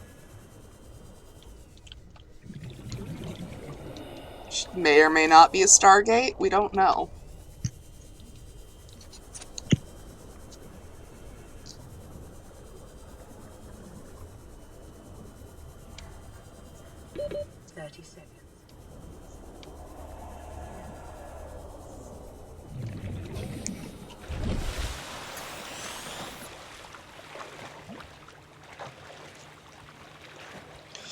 It is now 2 o'clock, as my alarm is sure to go off in just a moment. My intent is to... Yep, there it is. My intent is to wait until the Sunbeam arrives, and then call it a night. Because I think that'll be a good stopping point.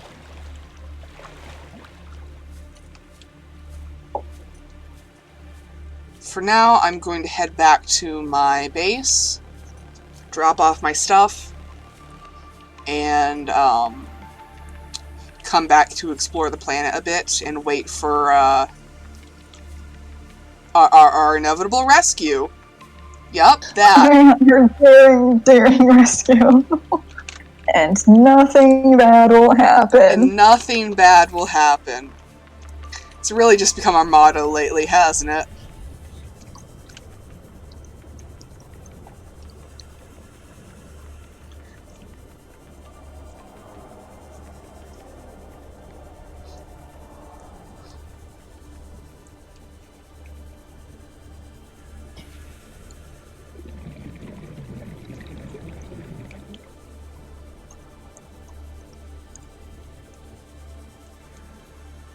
God, now I just really want a cup of dirt and gummy worms. Seek fluid intake.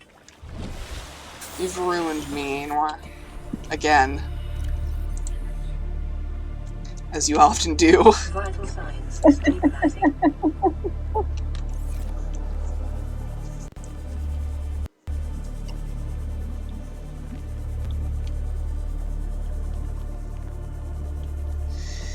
I am intentionally planning on making a mistake tonight.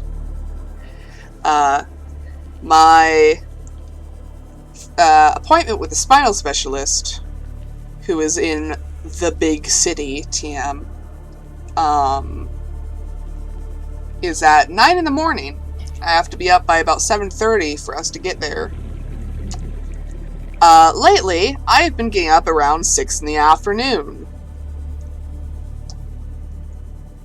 Could probably see a problem with this. And just a bit. Just a bit.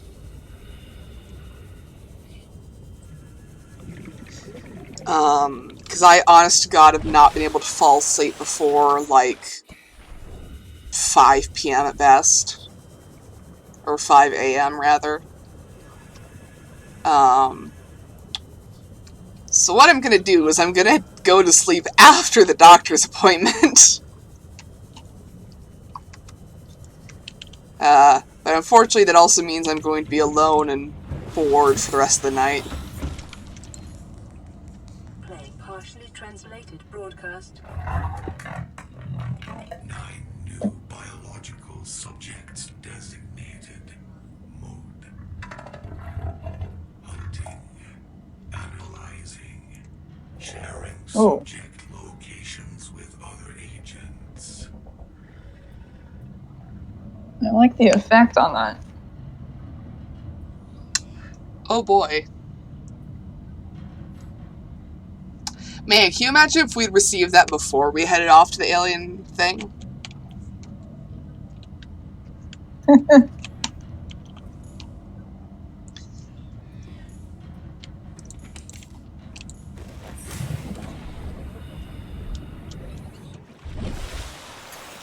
Cannot wait until we have the beacon blueprint so I can actually mark where my fucking house is.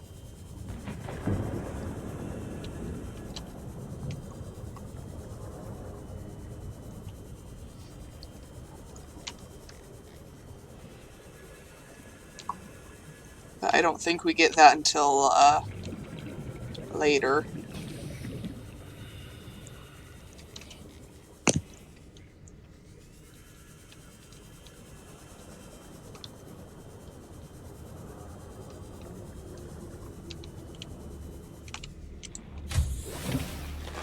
Welcome aboard, Captain.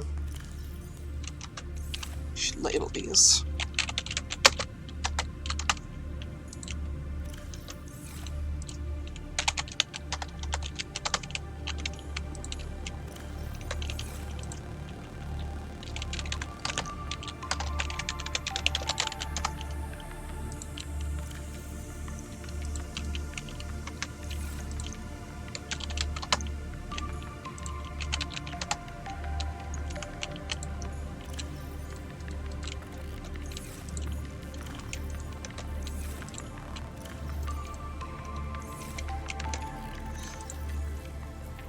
We got a blueprint for the purple tablet. I don't know why we'd need that.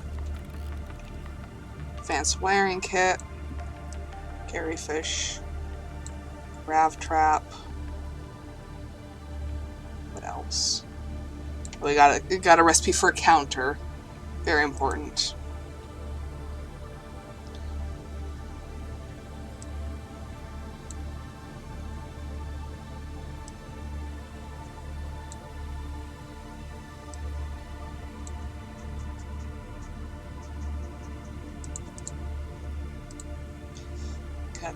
Oh god.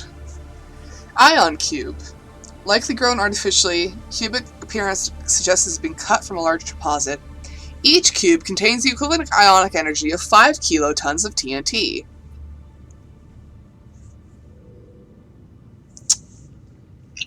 I have about 3 of those in my inventory.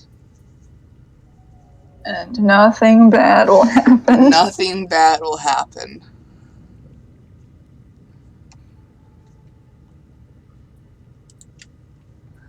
Life Pod 6, transmission origin. Oh, they messed this up a little bit.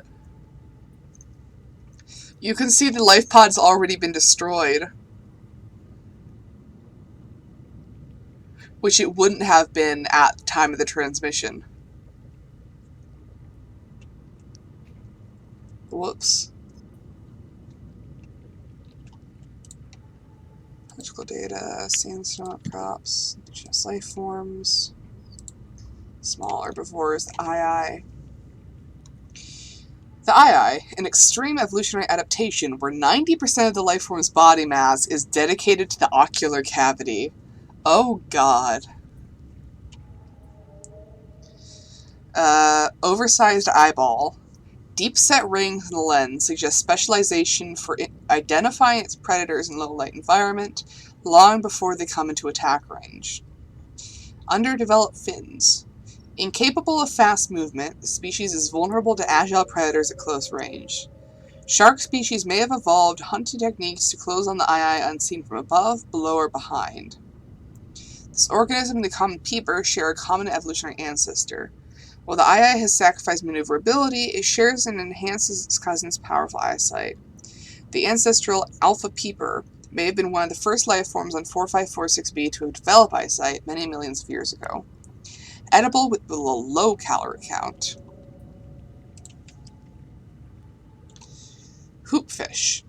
Small, school-mentality prey fish with a unique method of propulsion and a distant relative of the bladderfish. Antenna. Rather than swimming, this life form uses the fine green antenna which encircle its body to alter the composition of the water in front of it, allowing it to sail into the low-density space created. Purple-green camouflage. May be a camouflage adaptation for mid-range light wavelengths, possibly indicating the hoopfish is more active at dawn and dusk. Behavior. While schools of hoopfish will form periodically and evade predators en masse, its behavior is more social than it is defensive. And lone hoopfish are also often found hunting for food and displaying generally curious behavior. Scavengers and parasites. Cave crawler. Agile, territorial carrion feeder, well adapted to both land and sea. Gas exchange membrane. It absorbs essential gases from the air or water for basic bodily regulation. Mandibles. The species seeks out corpses in packs before defending its claim while the corpse is devoured. Assessment. Necessary waste recycler. Avoid or incapacitate.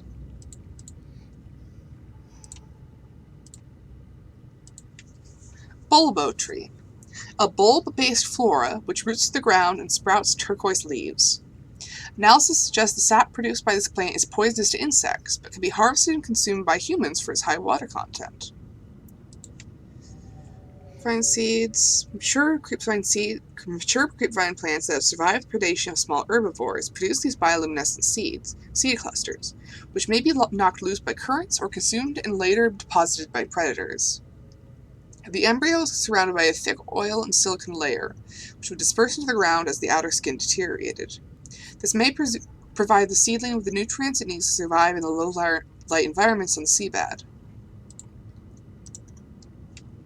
Oh, so this is a plant then. The tentacle thing that you thought could be a jellyfish, it is a plant.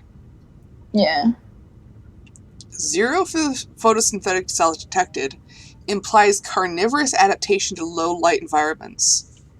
Follicles along tentacles are capable of detecting contact with foreign bodies, triggering an electromagnetic charge in the 600-watt range. Prey is likely paralyzed and consumed over many weeks. Oh god. Not killed, paralyzed, and consumed over weeks. Just like real jellyfish. Is that... oh god, it is. Fuck. Oh god. I never thought that. I never thought about that. Oh fuck. Oh god. Oh fuck. Oh god. Oh god.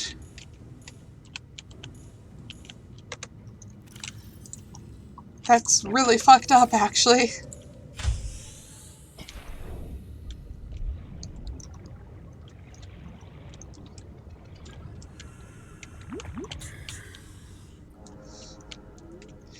At this point, I'm about ready to sue jellyfish for psychological damage.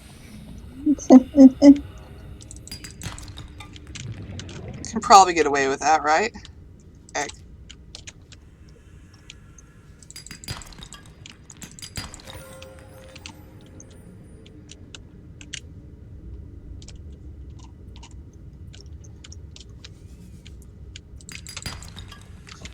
It's like between the whole, you know, hasn't evolved since basically the dawn of life and the fucking torture. God, that's fucked up.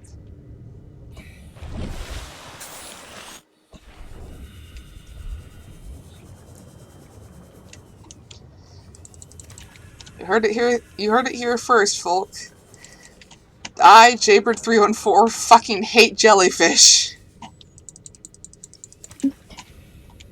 They frighten me. on a spiritual level.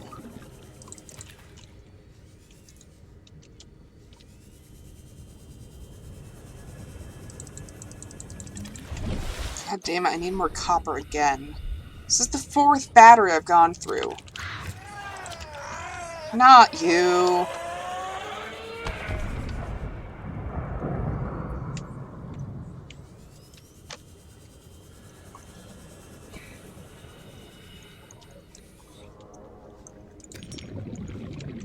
Egg. Another egg.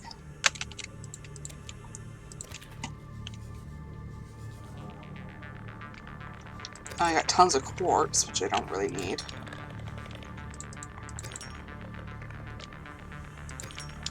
Here we go. Titanium, copper ore.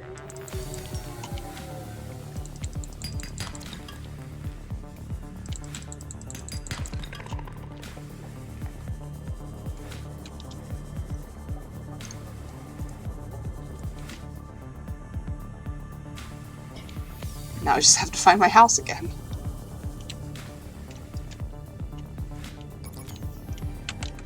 Come on.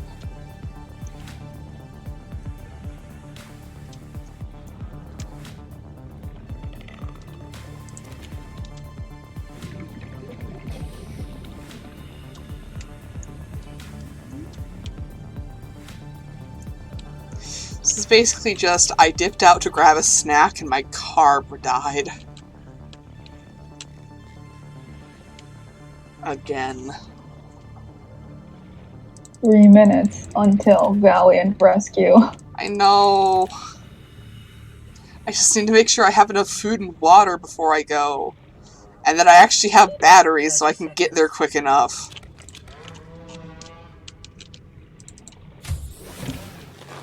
Welcome aboard, Captain.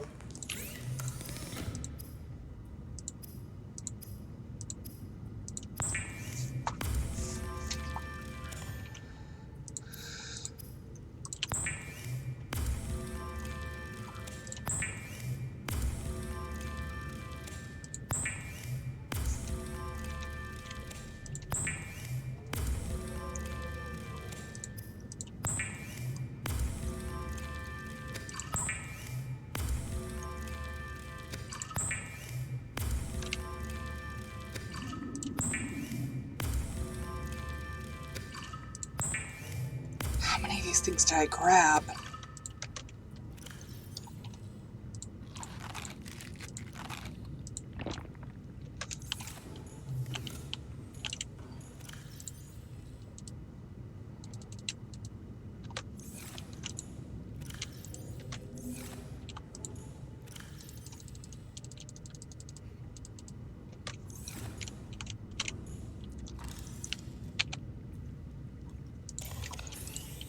Okay, now we head straight for the island.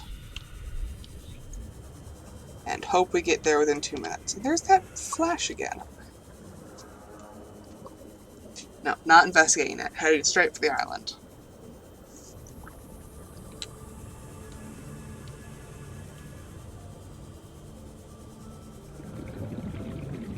Going to be actually kind of miffed if we miss it. Which I think we might. Shit.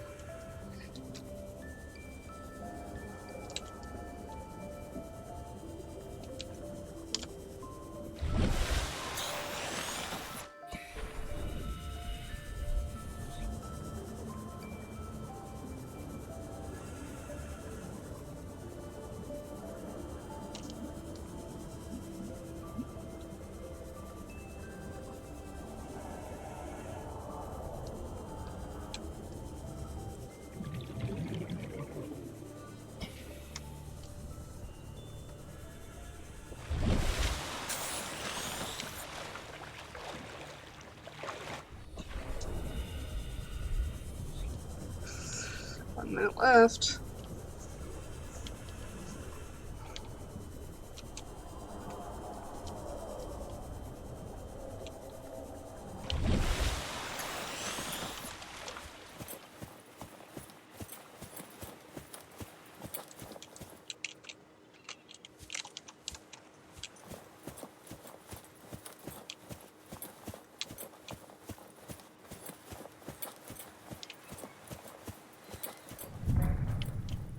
Oh god, we just made it. Oh boy. Oh boy.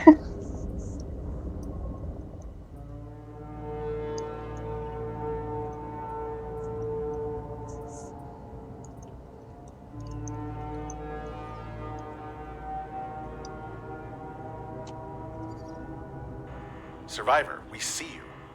Man, I don't know how you held out down there. We broke an atmosphere, and we're descending towards the landing site. Is that a building down there? What do you mean you can't identify it? Hold on. No turning back now. Positions, everyone. Touching down in 10, 9, 8. It's coming from the building?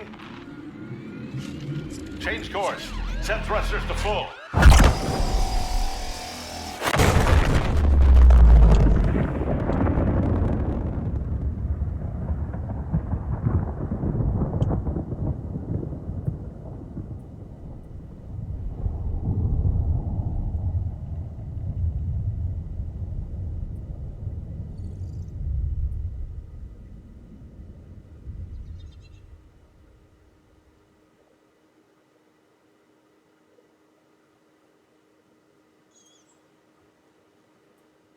So is it totally destroyed, or is there something you can loot afterwards? No, I'm fairly certain it's gone.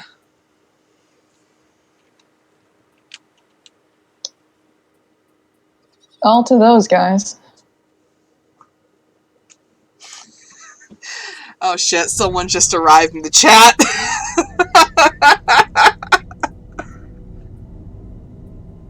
Oh no. Hi, we just watched the rescue ship get shot down by aliens to enforce the new COVID guidelines.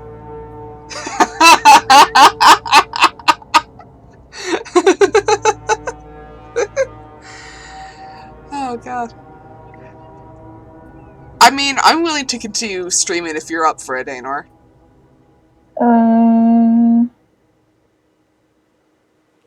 I think this is a horrifically apt place to end stream. Yeah. The right thing.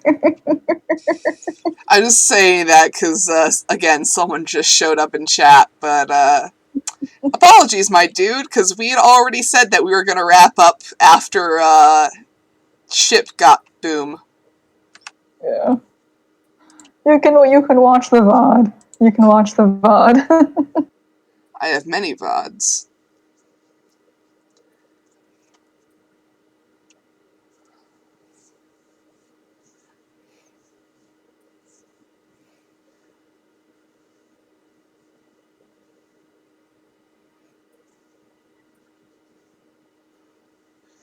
Yes, sorry for the unfortunate timing, Finnish dude 456.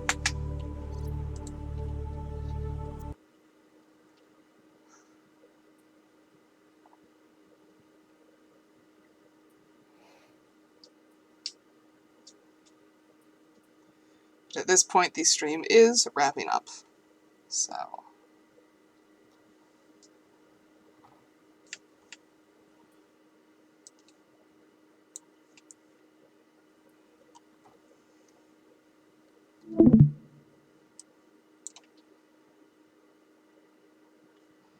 It is statistically likely that I will be streaming again tomorrow around the same time, since I stream most days, I'd say. But I do not have any consistent schedule as to which days precisely I stream, so... yeah, that's all I got. Sorry, dude.